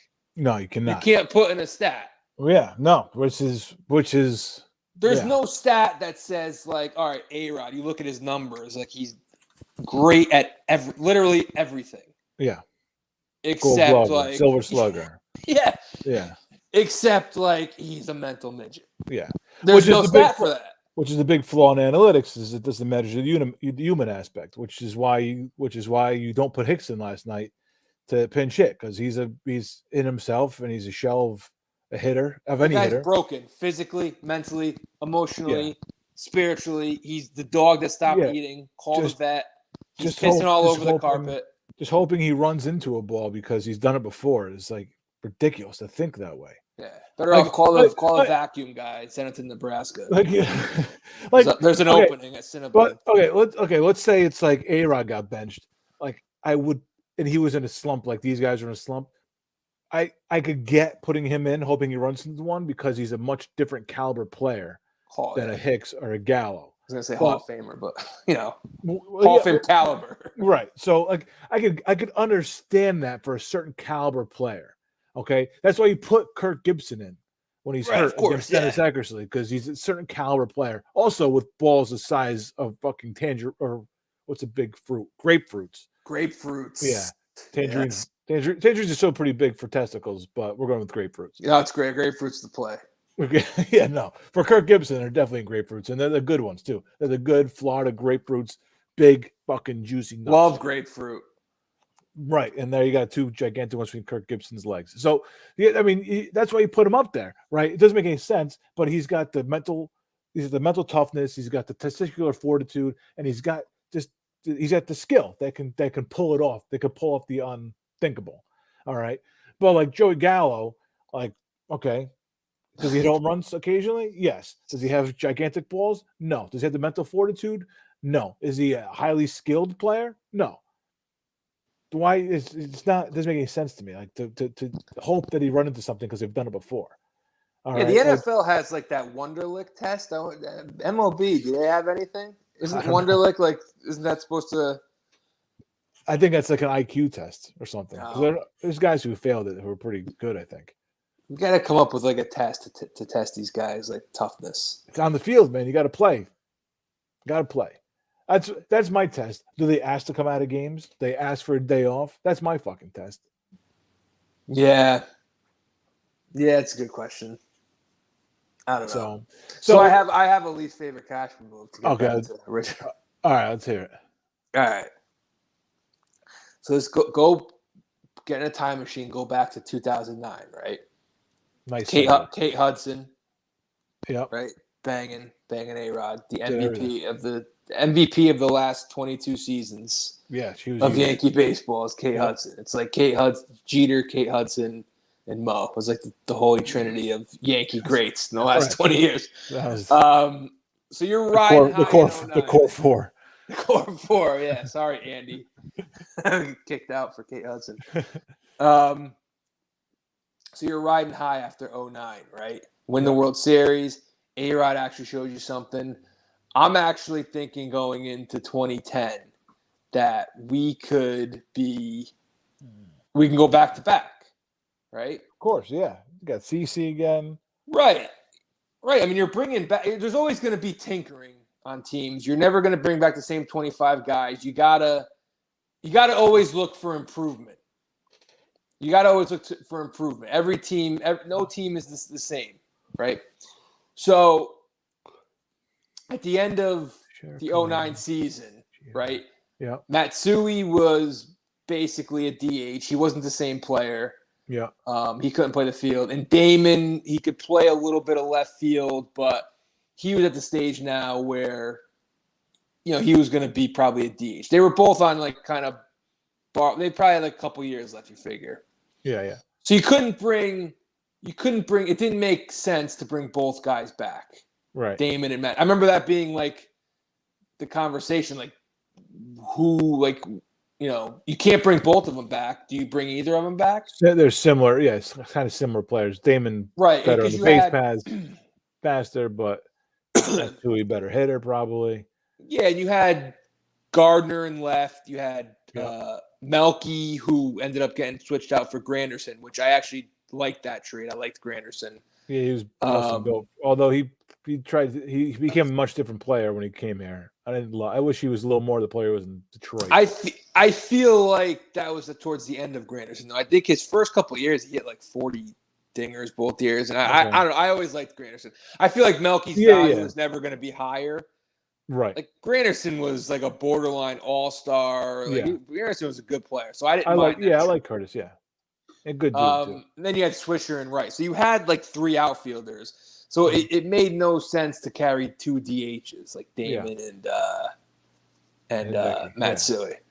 So I actually lean towards bringing back Damon because I think Damon you could have played once a week in left field. He fit the lineup a little more. You bat him second behind Jeter. Plus, I think with Matsui, it was so gangster the way Matsui went out. World Series MVP. He retired Pedro. Yeah. Fucking killed Pedro in the World Series, just ended him. I almost want to remember because Matsui was there for 2003 World Series that they lost, and then he was there for some lean years, 2004 collapse and all those first round exits. I liked having when I think of Matsui, I just think of him raking in 2009. And he didn't even play in those games in Philly. Right. He had a pinch hit dinger in Philly, and it was just 2 games that won him the World Series MVP. So I thought that was just such a baller. That's how I want to remember Matsui. 2009, just go out like that. Yep. So I lean towards bringing back Damon. But no, what does Cashman do? He lets Matsui walk. I think Matsui went to the Angels, Oakland. Yeah, he went to both of them. He floated around those last couple of years. He was a shell. He was basically done by that point. DH. Yeah. Mm-hmm. And Damon went to Detroit, and then he went to Tampa. Yeah, I forgot about Damon in Tampa. But I remember Tampa just because he was there in 2011 when Jeter got the 3,000th against Price. Okay. All right, so he lets both guys walk, and who does he bring in as a replacement? You didn't even have to technically bring in a replacement. You could have just had flexibility for the DH role. You know what I mean? Jeter's getting older, A-Rod's getting older. Just let them DH here and there, and just carry another outfielder, or carry just more players. Yeah. But no, he basically brings in a guy who can only play DH, and that would be Nick Johnson, who is in the opening day lineup, batting second where Damon would be, and DHing. So he brought in a DH, a guy who had been there already, who was injury prone, couldn't get through a full season 7 years prior when he was supposed to be like our first baseman of the future. So he brings Nick Johnson back, and because this coincides with my least favorite move, it's Nick Johnson, and because the 09 vibes weren't good enough, he brings back Javi fucking Vasquez. Because when you're riding high off a championship, why not like bring the ghost of 2004 back to the locker room? Why not do that? Mm-hmm. He brings back Nick Johnson, who nothing personal against Nick. He just like couldn't stay in the field. And when he did, he really wasn't that great. And possibly like the pitcher that we just have nightmares about giving up the Damon Grand Slam. Yeah. Javi Vasquez. Yeah. Like, that was like such an like I don't know what it was, an egotistical move. Like, let me show you how smart I am. I'm going to bring these guys back and show you. Like, I know it didn't work the first time, but it wasn't my fault. Like, watch, it's going to work this time. Yeah. Two of the worst moves trying to build off a championship that you will ever make, and letting Damon and Matsui go. One of them had to go. Mm-hmm. No question about it. Yeah. To let them both go, bring in Nick Johnson and then Javi Vasquez. And spoiler alert, I blame Phil Hughes for losing to Texas that year in LCS. But spoiler alert, neither Vasquez or Nick Johnson were anywhere near the roster in October. They were like long gone by then. Johnson played like fucking 12 games probably, and Vasquez, I don't know if they DFA'd him or it didn't work out. Bottom line, and they were still good without them. But like, it's not an excuse. Like, you had a chance to make moves to improve your roster, and you brought in dead weight. Like, I think the Javi Vasquez one, I kind of threw like Nick Johnson under the bus. Javi Vasquez is far worse, bringing him back. Mm. But like, well, I think that's underrated. Like one of the worst moves a general manager has ever made. Like, I think he kind of was like feeling himself after 09. Like, I can get away with anything. Yeah. That like, all right, the fans aren't like, if they had just lost in 09 again in the first round or something, bringing back Javi Vasquez, people would have fucking lit the Bronx on fire. Yeah. It's one of like the more perplexing, like just head scratching, really like it gets me angry talking about it right now that they brought that guy back. Crazy move that was. It's funny, it kind of gets lost in the history books because he's made a lot of bad moves, and that one's the worst. and even with all his bad moves, by the way, for the record, I mentioned Stump Merrill before. Yeah. Oh, he was not. He was not very. Oh, Stump Merrill was terrible. Stump.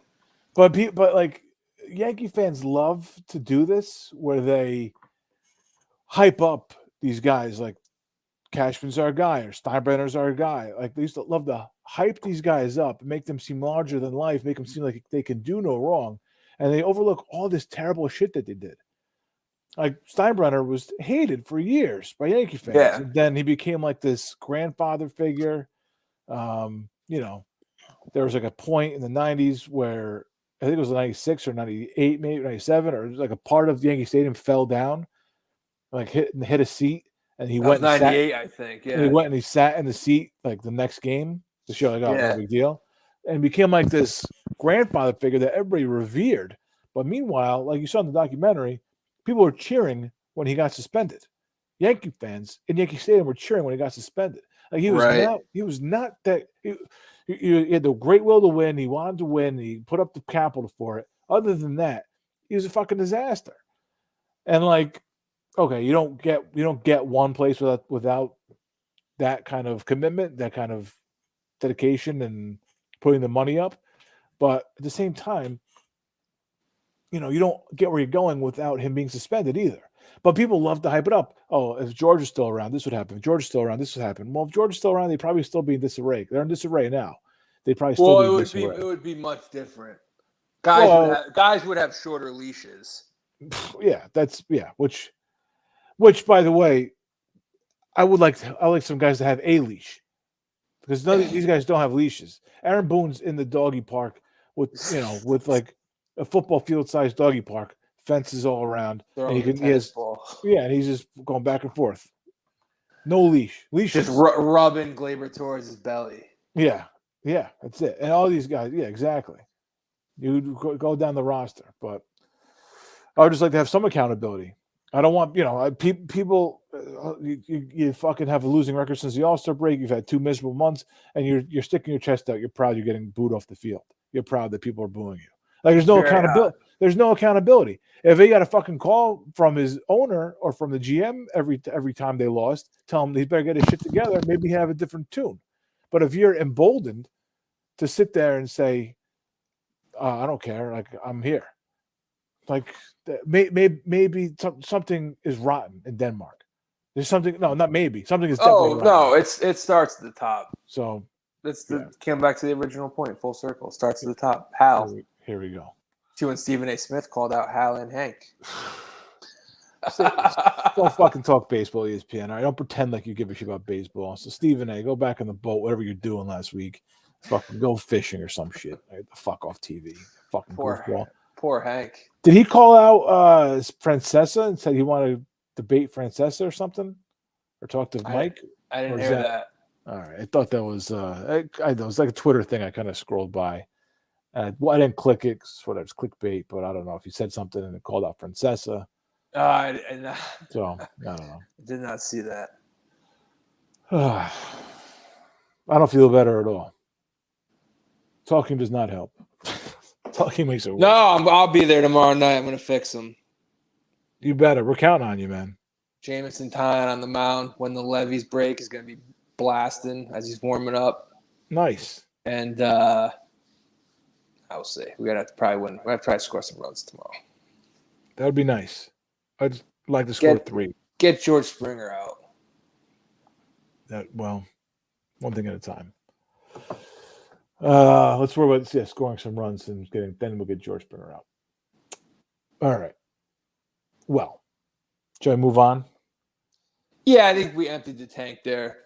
It's amazing. We'll be in a better mood next week, probably. It's amazing how every week I'm like, we can't possibly do the same thing with the Yanks again. And then it's just like, well, yeah, we have to load on them. Put our own little spin. Oh, no, of course. No, I don't mean it like in a bad way. We gave the listeners some gold there. Really. I agree. But I don't mean it in a bad way. I just mean, not that we're running it back. I mean, what else we can talk about? But it's like we find new things to complain about. Yeah, well. So, we had a finale this week. You mentioned the time machine. Yeah. Earlier. I've seen that movie. I'm pretty sure that book is based on. I think I read that book or started to read that book. I was like in 6th grade and I put it down. I don't think it was meant for a 6th grader. It was very strange. Mm-hmm. But I also think. You got any feedback, by the way? Nah, it's just me. Fuck. All right, whatever. It's me. When it's my voice echoing. Oh, I got nothing. All right. Let's see if you're mentally tough enough to get through this. Let me just power through and see where I was going. Time Machine, H.G. Wells. Yes. I wonder what H.G. The stands movie. for. Who was in the movie? It was a famous actor. It was from like the 60s. Rock Hudson? That doesn't sound right. Ron Ravishing Rami Sammy. What the hell was his name? Well, anyways, I couldn't tell you what it was about. He travels way into the future, and there's like a bunch of people there. I actually think like if you went back and watched this movie, Rod fucking Taylor. God, not to be confused with Rod Tidwell, Jerry Maguire. Show me the money. Isn't there a Red Taylor? Red Taylor? I don't know. Rod Taylor was in Inglourious Bastards. Yes! We've talked about this before. Rod Taylor, that was his last movie. He played like an old guy. I mean, he was an old guy. He played Churchill. Yes, he played Churchill. That's right. You find out what the HG stands for? Oh, no. One Google search at a time here. Oh, man, he travels way into the future. And there's a bunch of people, and, like, they've gotten rid of all the books. Like, the guy just wants to go to the library. It's like, they got rid of all the books, or they burned all the books, or something along those lines, and like all the people there are just like socially inept, which is like, whoa, we could be going in that direction. You went to Texas 2022. Yeah. Getting rid of books. Like they're like mutes. They're like they can't speak. And I think the kicker is like you speak too much. Right. I think the kicker is wherever he goes is it like there's creatures there that it's overrun by? Like they're the ones who run it or some shit. Okay. But like they're like mutes. They're completely socially awkward. Well, can't talk to each other. Like technology broke people. Like we're there. We're definitely socially awkward right now, but everybody doesn't stop people from talking way too much though. No. And I can't remember much about the movie. That's all I remember. I think he travels to a couple different points. If you had to guess, where's your first two HG names to guess? I mean, it's an older guy. Quick. Howard. Quick. What's the second one? Howard what? Gregory. Herbert George. Damn it. I thought you'd get George at least. Well, you pressed me. I probably would have said George. I was pressed with Gregory. I was thinking of Cosby Show. Wasn't Gregory Alvin's real name? Gregory something? Oh, yeah, maybe. I don't know. Can't remember off the top of my head. All right. So, yeah, Time Machine. So, Saul's finale opens up. We get, it's like not bookended, but there's like pillars in the show, in the finale. It's like a little bit Godfather 2, a little bit, what's the word I'm looking for? I don't know. A little bit Christmas Carol. Christmas Carol, yeah. All these ghosts of Christmas past. So you get Mike, who's dead, time machine question. Walt in the middle, time machine question. We got the surprise one we didn't know about of his brother Chuck, time machine book. I think. Well, the Mike one kind of set the tone for the other two. I don't know if Mike's was really important, other than to kind of set the tone for the other two. I think the other two are really important. Well, Mike's was to just show how greedy Jimmy is or Saul is, right? Well, I think it was to show how he was thinking then and how he changed from then to now. Going through everything with Lalo, going through the Breaking Bad stuff. Yeah. And getting to the end. So their conversation was just time machine. What do you do?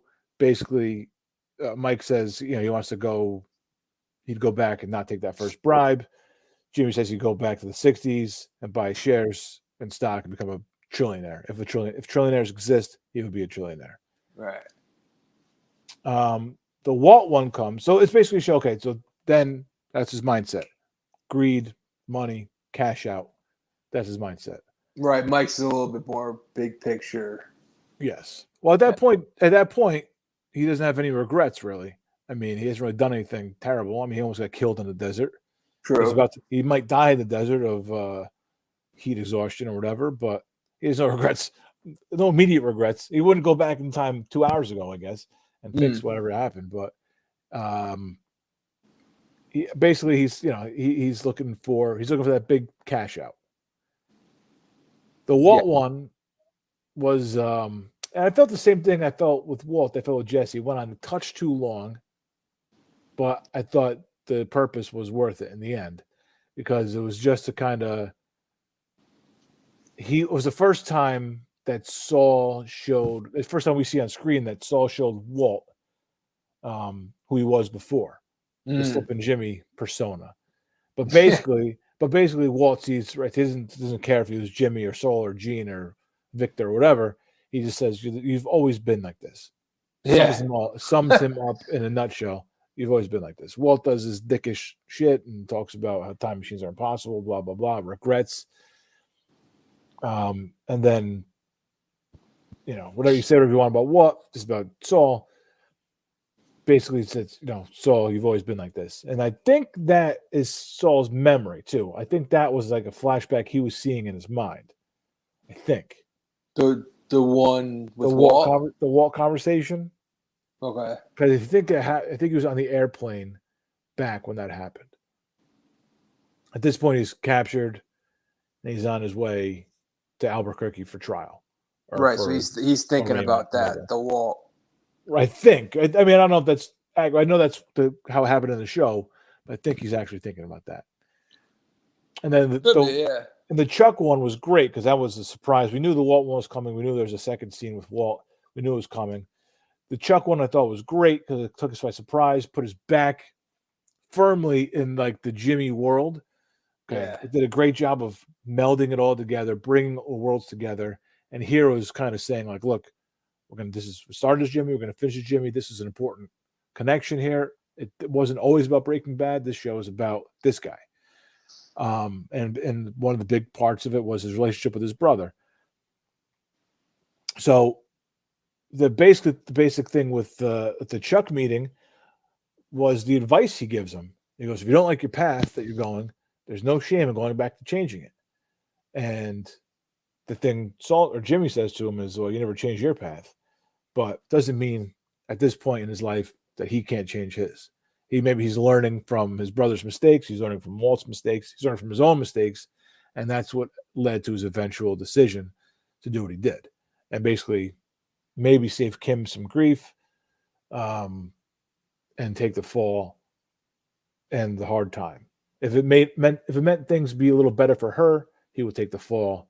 And at least in the end, he had her. Now, 2 times this season, he mentioned to the security guard, and he mentioned, I think in this episode, he said, I have nobody. I have nothing. Basically, I'm alone. It's just me. Who did he say it to in this one? I think, you know what? When Marie came back. He was I'm left with nothing also, and he was like, and I think that comes from, I think that feeling, he might have said it for effect, but I think that feeling, he said it for effect twice. He said it to Marie for effect, and he said it to the security guard to kind of distract him from everything that was going on screen. I think that meant something to him though. And I think when he had the opportunity to get back into Kim's good graces, to gain Kim's respect, I think he had to take it. I think that was his mindset. He was fucked. He was a criminal. No matter what happened, he wasn't going to be practicing law anymore. We know that, right? No, 7 years. He's done as a lawyer. So to him, he would either go to jail for the 7 years, come out to nothing, probably hang himself in a cell, or go to jail forever and at least know that he's got somebody outside who gives a shit about him. Right.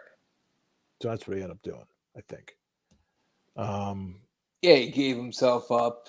86 years, they said he gets? Yeah, not bad. Good behavior.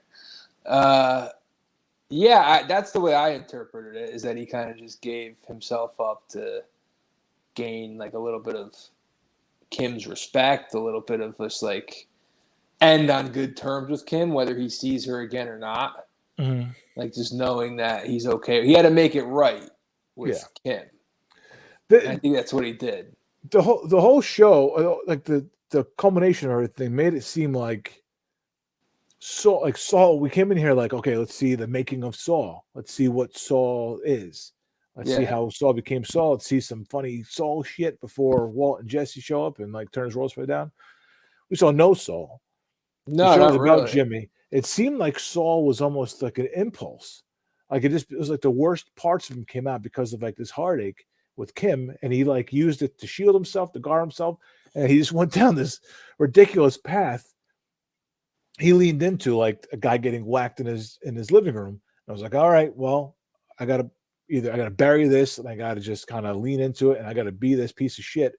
And on top of it, I got nobody. My wife left me, and I got nobody, and I just gotta be this character. And it just went way too far.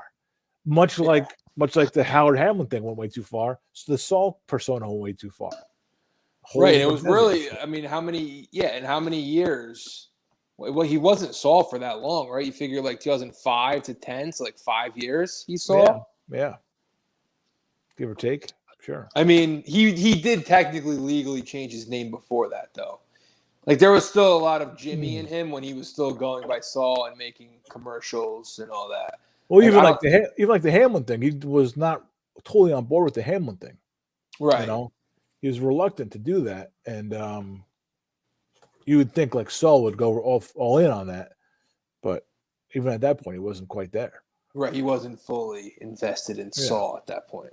Yeah, the Saul we know. Yeah, the bus scene. Was a little corny. No, I loved it. You know why? You know why I liked it? Because in Breaking Bad, he was like, he explained why he called himself Saul Goodman. Mm-hmm. Even though he's not Jewish. He's like, I think he actually said because the brothers love it.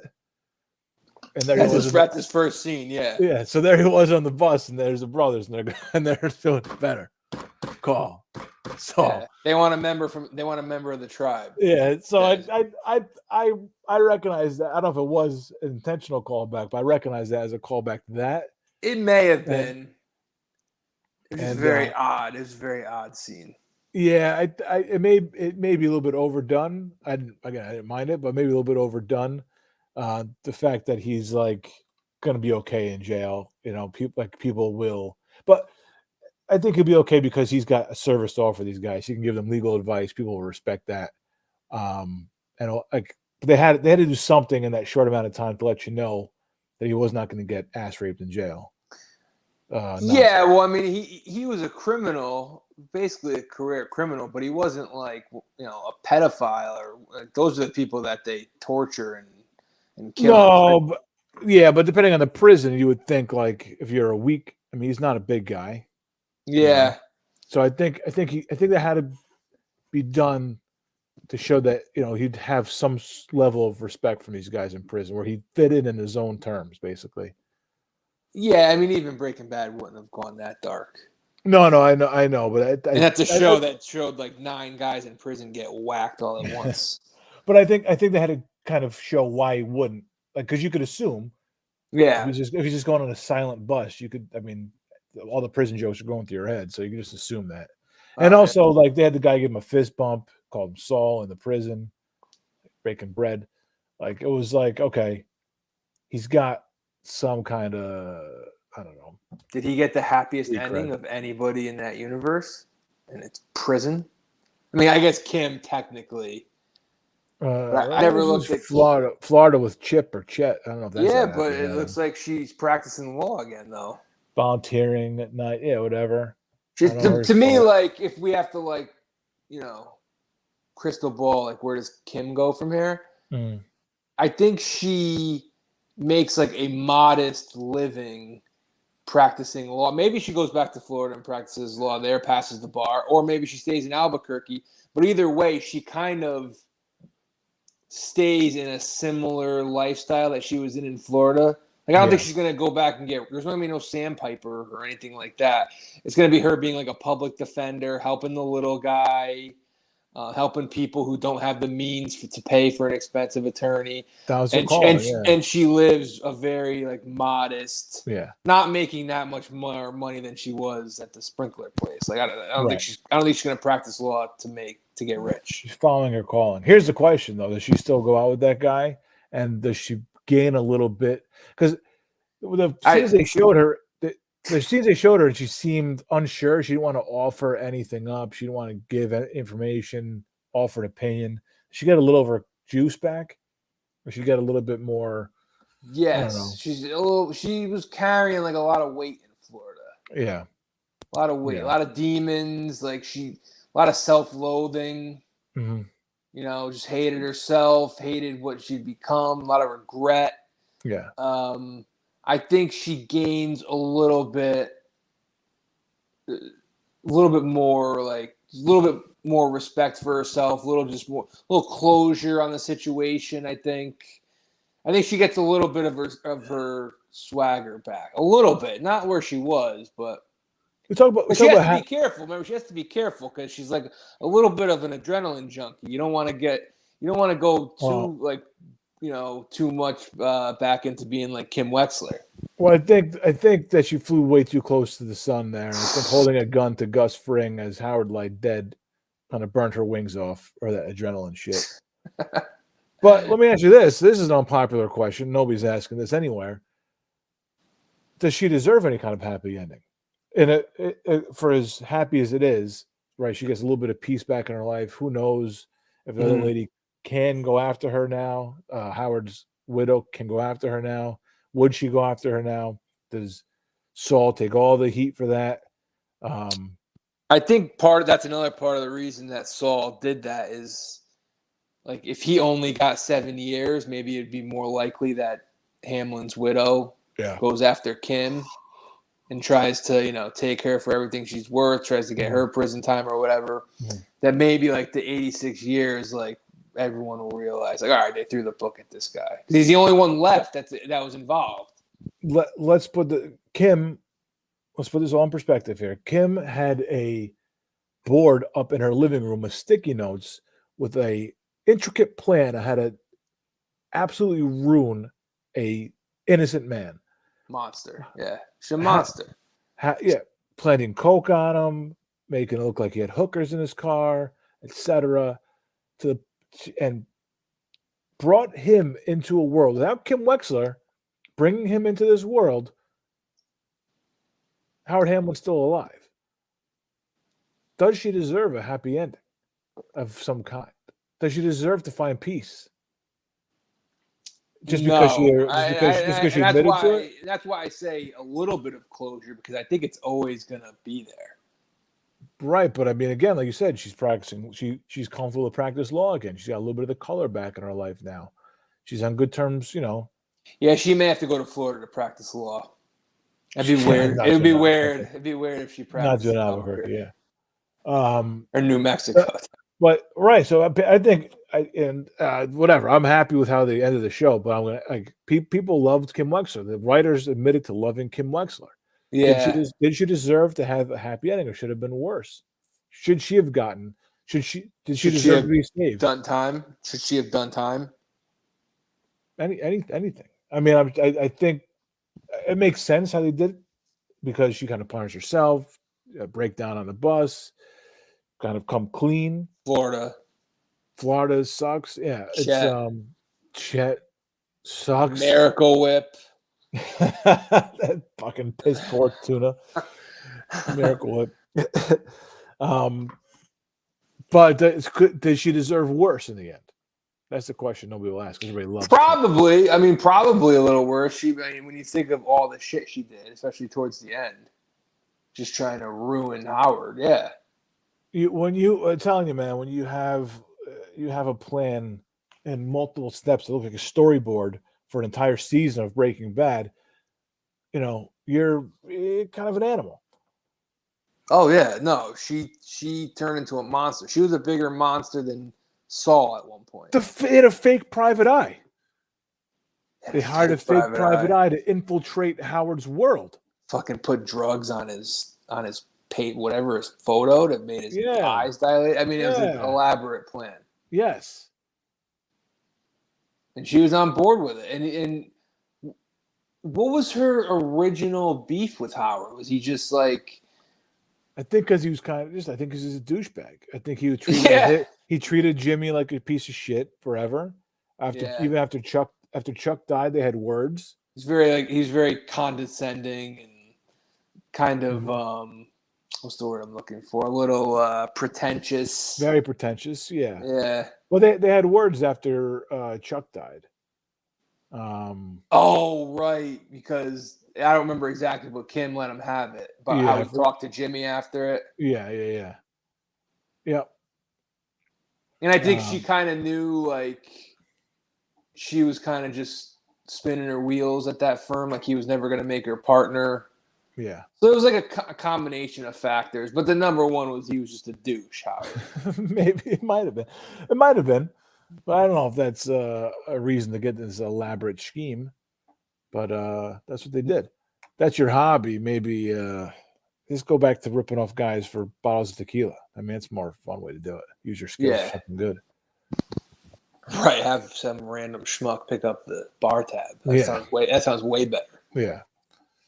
A lot easier. Yeah.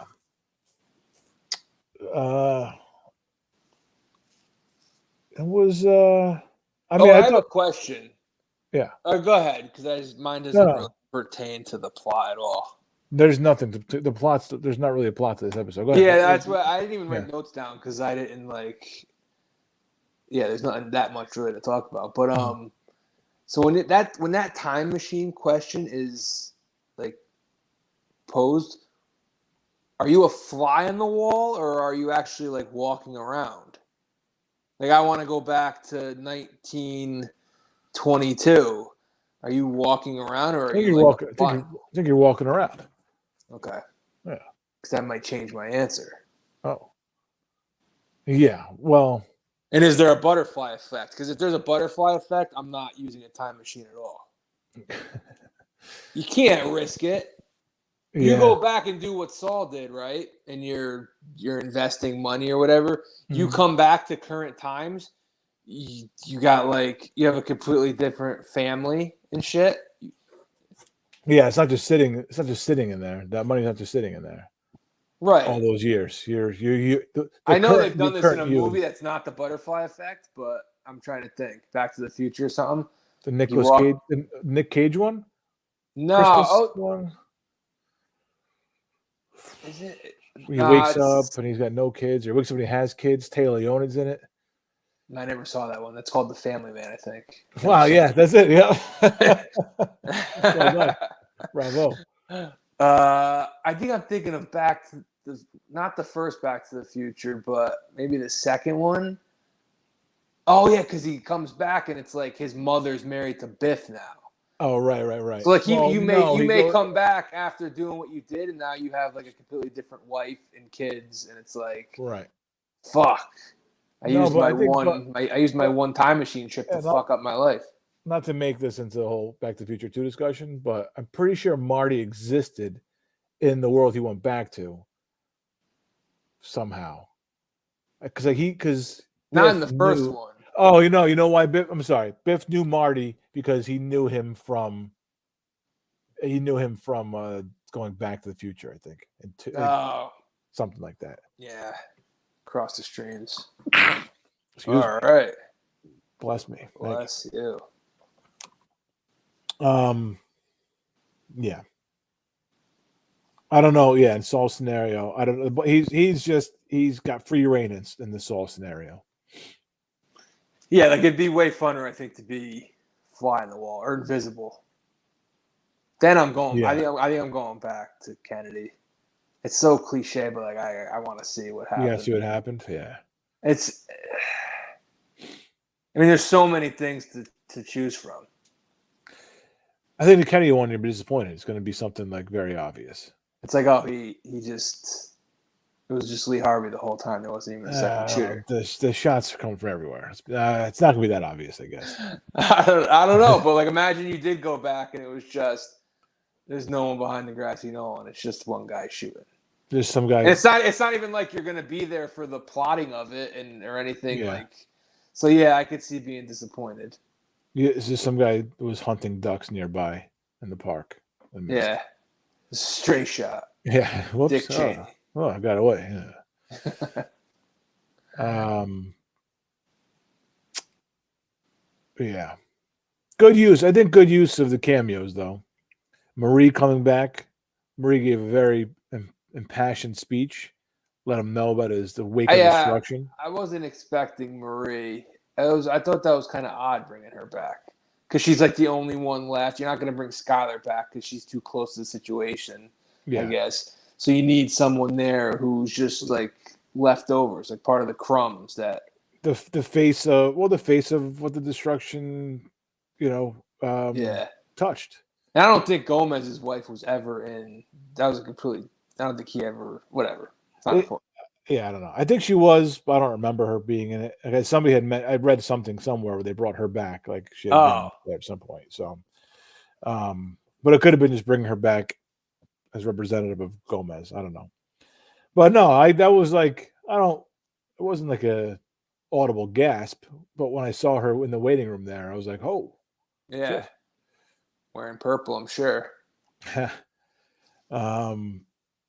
And then Chuck, I was like, all right. Like I was kind of happy to see Chuck one more time.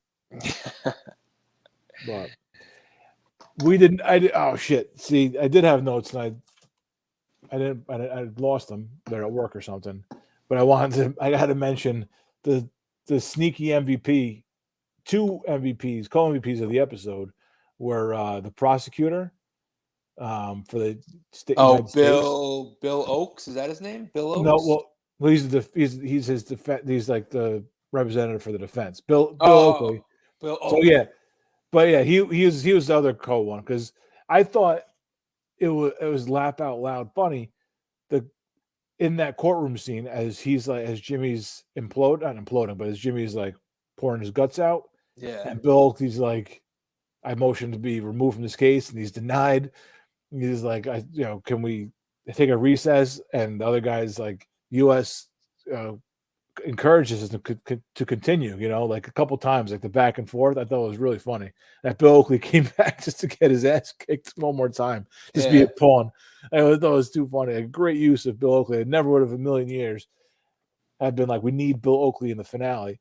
Did not think we were getting Bill Oakley. We had more Bill Oakley than I was even comfortable with thinking about beforehand, and it was just done perfectly. Like I thought, I think they stuck the landing, and I have a fucking cliche machine here, but I like this ending better than the Breaking Bad ending.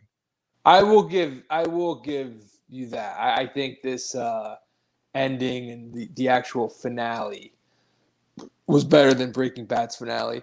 If you're asking me like which show as a whole, it's very close. I think the tie goes to The Runner, which would be Breaking Bad probably. I think peak Breaking Bad. Ozymandias, I think peak Breaking Bad was just on a little bit higher of a level, but I think the Breaking Bad lows may have been a little bit more worse. Maybe Saul was a little bit more consistent. Yeah, I think they're both similar in that they started out slow, but they got consistently better as the seasons went on. Yeah, I think that's fair. Saul was definitely slow. It was by design because it had to go from a law show, and then it had to fully transition into a cartel Breaking Bad universe. They had to merge the universes. Which the final season I thought was perfect. There was times when it felt slow, but that was true to the show itself. Like you said, it's been slow from the beginning. It's been a slow burn the entirety of the show. But there's been, the Mike episode in the first season, the Chuck one, where Jimmy does the whole thing where he puts the wrong number, Magna Carta, whatever, he puts the wrong number in there. 12-14. It was for a show that we knew the fates of most of these people. The suspense could drive you crazy sometimes. Yeah, it was very well done in that aspect because there was a ton of characters that you knew they were in Breaking Bad, so they're not going anywhere. The stakes aren't as high. Gus Fring isn't dying. Mike isn't dying. I think they did a good job. They did as good a job as I could have expected with a prequel. It's got to be this. I don't know. It's maybe too early to say, but maybe not. But it's got to be the standard for a prequel, right? That was really a hell of 6 seasons. I can't think of another. I can't think of a better prequel. So I can't think of a prequel. Yeah. Well, Star Wars prequels. I don't know. They count. Yeah. It counts. Entertainment, it's movie. Yeah, those aren't. Those definitely aren't. I don't know. I'd have to do some research, but I think it's up there. It's on a short list. All right, so quick. So just sure to miss anything. Opening with Mike goes on to him running away from Carol Burnett. Goes back. Oh, let me ask you this. He goes in. They catch him in the dumpster. He's dropping his money. He's dropping the diamonds everywhere. They catch him in the dumpster. Mm-hmm. He gets out. He has that little raging bull moment in the cell. Did you think of that raging bull? It's black and white. He's pacing. How did they catch me for this? How did they catch me for this? I wasn't thinking that. No. To me, that's that brought me back to Raging Bull. I got that scene is impossible to watch, like one off. I can't just go YouTube it and like go watch Jake LaMotta pound his fist against the wall Yeah. and start screaming like at the top of his lungs, whatever. But like him laughing on the floor there totally brought me back to that. When he gets up and he's like, I need one more phone call. Were you pumped? Like, were you like, here we go. So he's gonna be fine. Like, were you like, he's gonna like, were you rooting for him? Hard not to root for Saul, but I always assumed that it was going to end with him in prison. It wouldn't have made sense to see him. It wouldn't have made sense for him to get away with it because everyone else, we just talked about like Kim being the only one who maybe got a happy ending, but nobody really got a happy ending in that. So I felt like he had to end up. I didn't think he was going to get killed. I just felt like it had to end with him behind bars. Who from the Breaking Bad? Anybody from Fring's universe still alive? Any of the henchmen? I think so. Anybody? I don't know if any of those guys. They're all dead. He killed one of them. He slit one of their throats with a box cutter.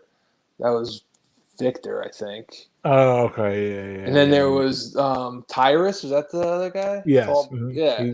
He died. He blew up. I think he blew up when Gus did. I think he was with him. They're all. They're dead. I guess it would have gone after Walt if they were still around. So yeah, I guess not. Yeah, I mean they even make a point in the episode to be like everyone's dead. Everyone's gone. Yeah, so there's nobody around to kill Saul. So you're right about that. Okay. Yeah, I don't know what I was rooting for though, because you're right. The ending in mind, if you're like thinking about it beforehand, he's got to end up in jail. But yeah, like I thought maybe like I think I threw this out there last year, like him like pulling schemes in prison. He went the other way where he's Jimmy now again. Right. Yeah. Can he still get away with a little some? It's just prison. He can still pull some. Yeah. I really think he's. I mean, like I think he's just helping guys out with his law knowledge. Maybe getting guys' sentences reduced, getting guys shit dropped, whatever.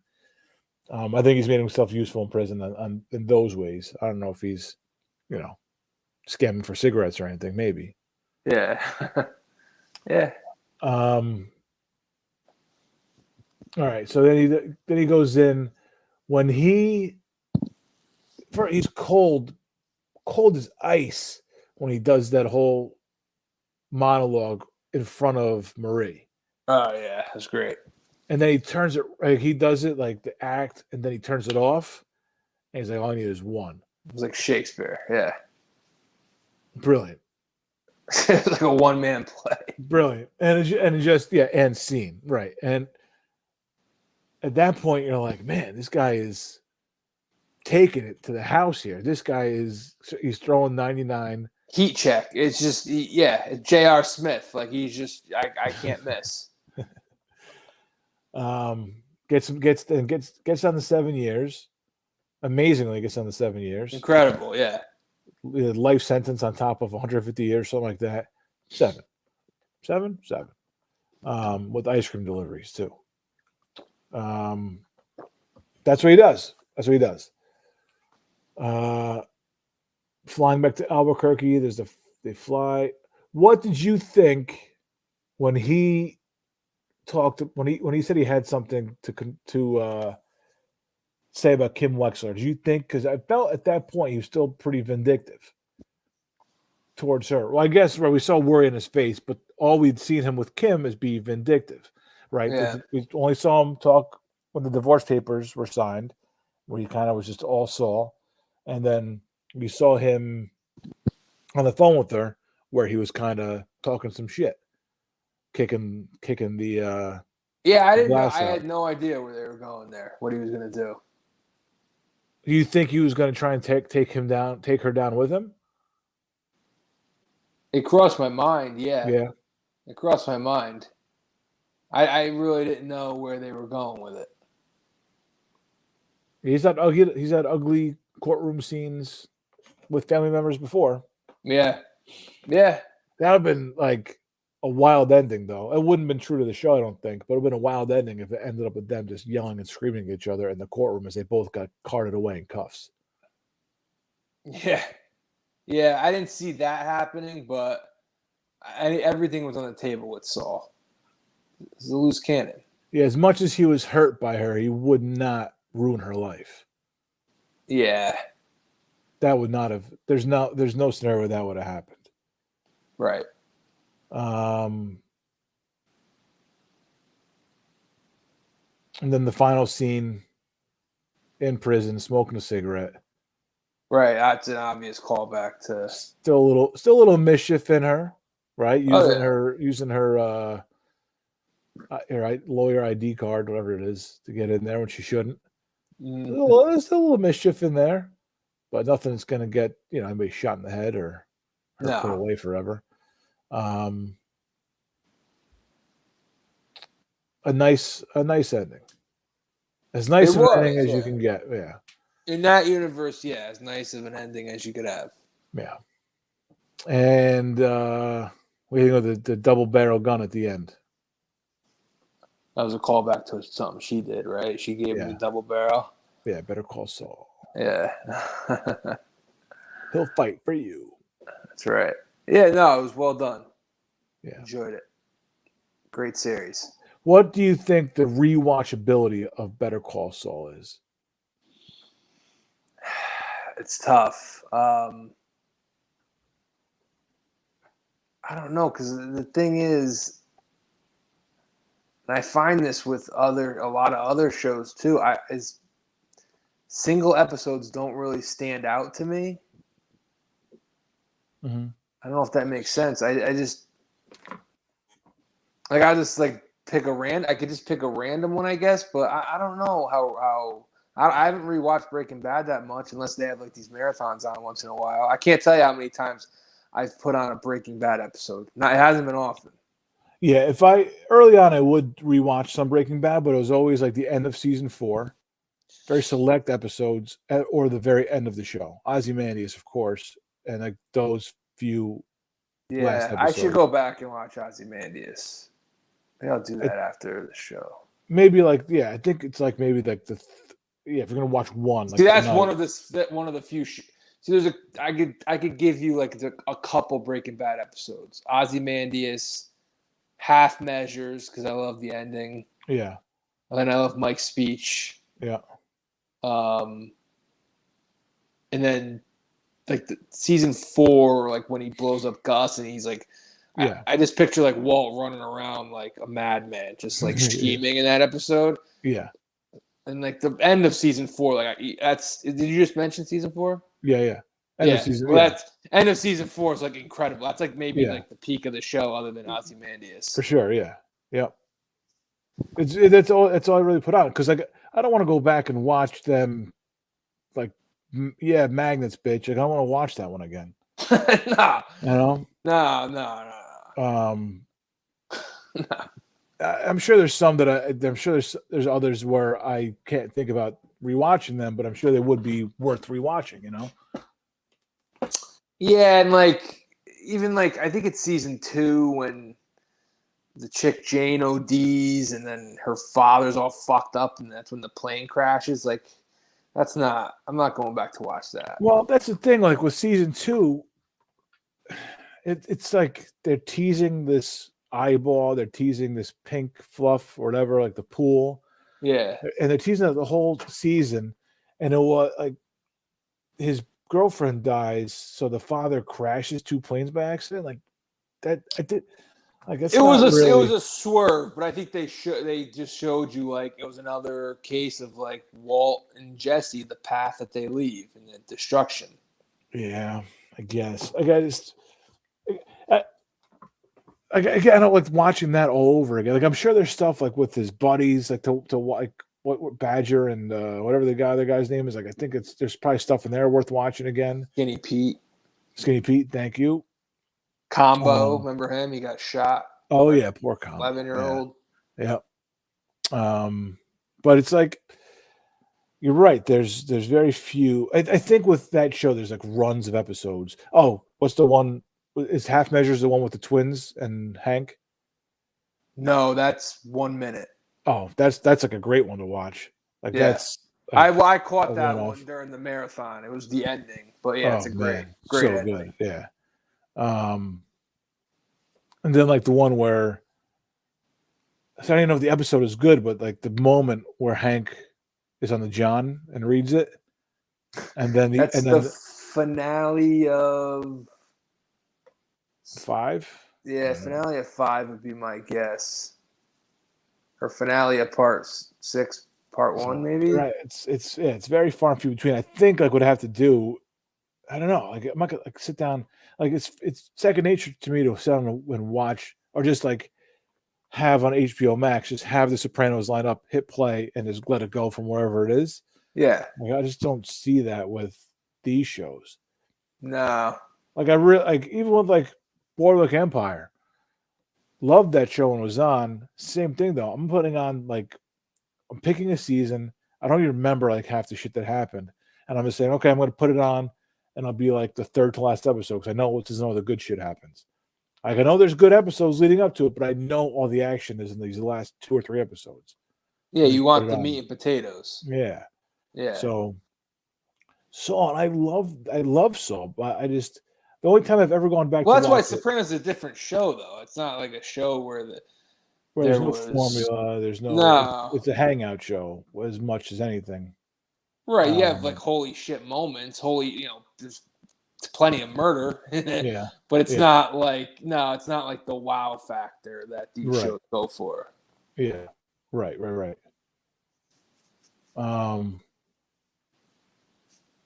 Yeah. Like I've gone back and done Saul before, but I've never sat down and watched it like from the first episode. Because even like the first couple episodes, I don't want to watch again. Like they bring back what's his name? In the first episode, Saul's actually like in the desert. Yeah. One episode, it was just kind of trying to get its footing. And then there's the family behind the house. I don't really do that again. But like the Chuck stuff was great. Like when the whole thing with Chuck, that stuff I would definitely watch again, up to him like burning himself. And as far as like these last episodes go, like we had Lalo, which I'll watch him, but I don't know if I'm putting an episode on, like just for fun. I think you know what also has probably something to do with like the time of my life that I'm in. Like, I just shows I need to watch that I haven't caught up on. Yeah. Whereas like back when The Sopranos was on, I had all the fucking time in the world, and I only had like The Sopranos was on. It was season by season. I get the DVDs. I just throw them in whenever. It wasn't as much content to consume back then. Right. I didn't have anything else to watch. And now, like for me to sit down and get to know these shows over a couple of viewings seems impossible. So it could be part of it. No, I mean I talk up The Wire as much as anybody. Mm-hmm. It's the only show I recommend to people. Not even Sopranos, because like if you haven't discovered Sopranos by now, I mean, but The Wire, I'm like, if you're into like the system being broken and social issues and stuff, like you gotta watch The Wire. But even that, I never go back and watch Wire episodes.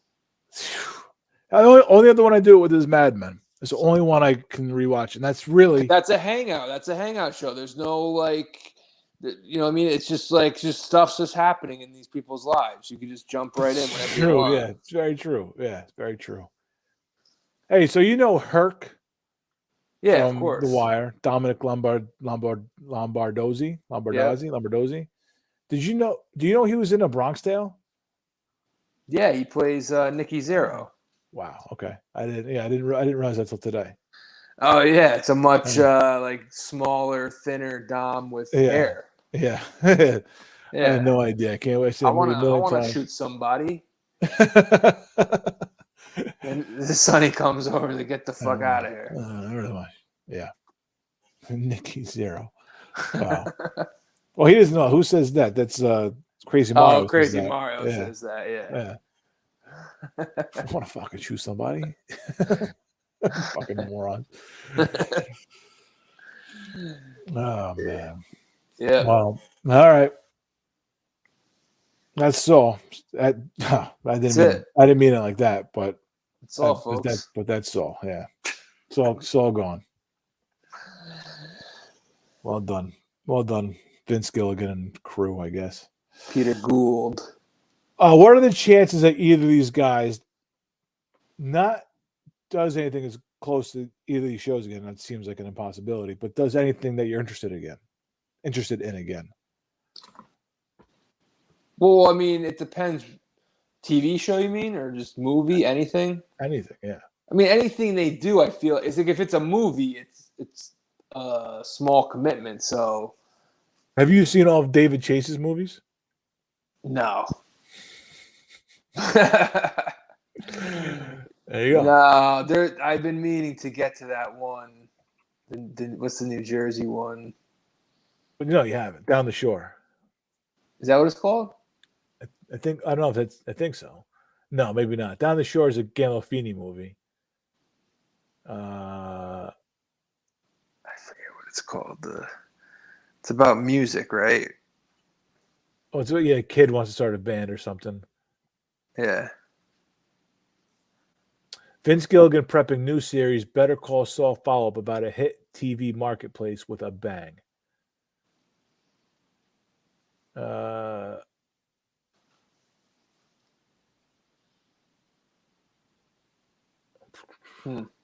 That's Gilligan? Yeah.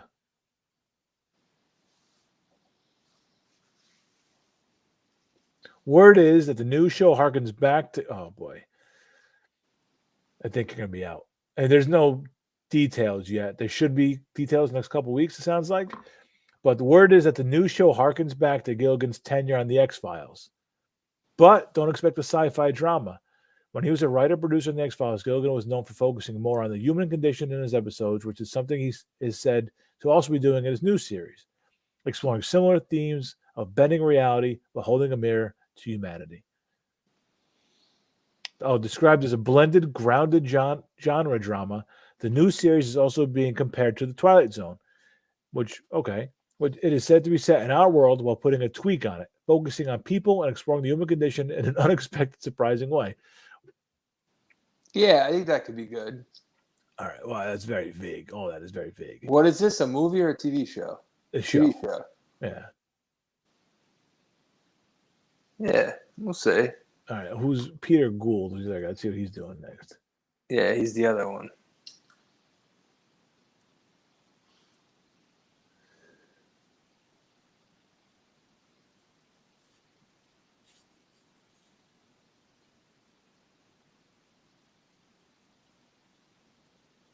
Okay, Peter Gould has no plans at this time. Oh, no, never mind. This is about the spinoff.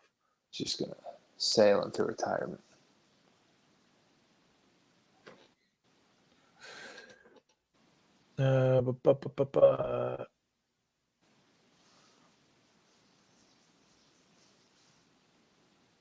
He teased at more Saul, I guess.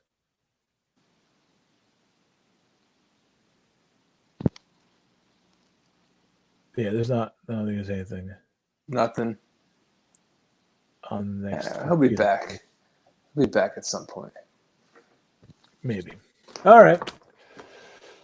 There you go. And we know with AMC hyped it up, but Fring has his own show coming out called something Parish or Priester or Priest or Pastor or something.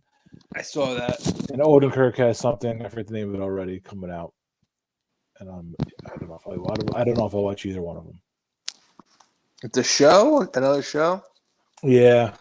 Yeah, people love those shows.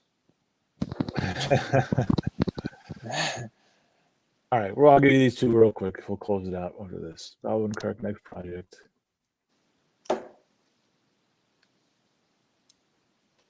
Straight Man. Oh, yeah, I heard that one. Yep. That's the Odenkirk one. Yeah.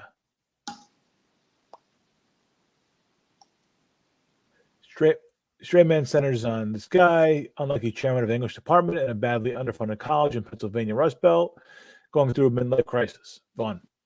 I like it. Actually, I think I would like this one. Okay. And let's see, Giancarlo Esposito. Who do we see next? Giancarlo Esposito or Giancarlo Stanton? I don't know which one of them is ramping up baseball activities next. It's my favorite baseball activities. Playing catch.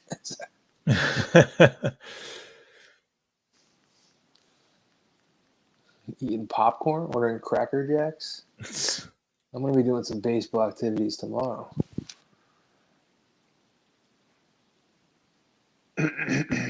Kevin Gossman on the mound. Yeah, Gossman versus Tyone. Oh, yeah. Get in your seats early. Well, there's no information on Parrish. He was supposed to be in a show called The Driver, who's a cab driver whose world gets turned upside down when he chauffeurs a gangster. But I guess that's not happening. Or if it changed name. Or if they're going to both happen. So nobody knows nothing. All right. That was a big fuck you. Okay, great. Well, thanks for sticking around for that. No information. All right. Well, that's going to do it for the show, I think. 2:15, pretty good. Marathon. Well, yeah, marathon show. A lot to talk about, a lot to complain about, a lot of stuff with the finale. And so good. I'm watching. I got the Yankees are 0-0, so I'm going to shut it off. I'm going to say when I shut it off, the Yankees were tied at 0 in the second. The first inning. All right. Well, thanks for listening to the show. Thanks for sticking around for all this time. If you did, have a great fucking week. We'll talk to you then. Yes. One more show in August, I think. See ya. One more. Almost through it.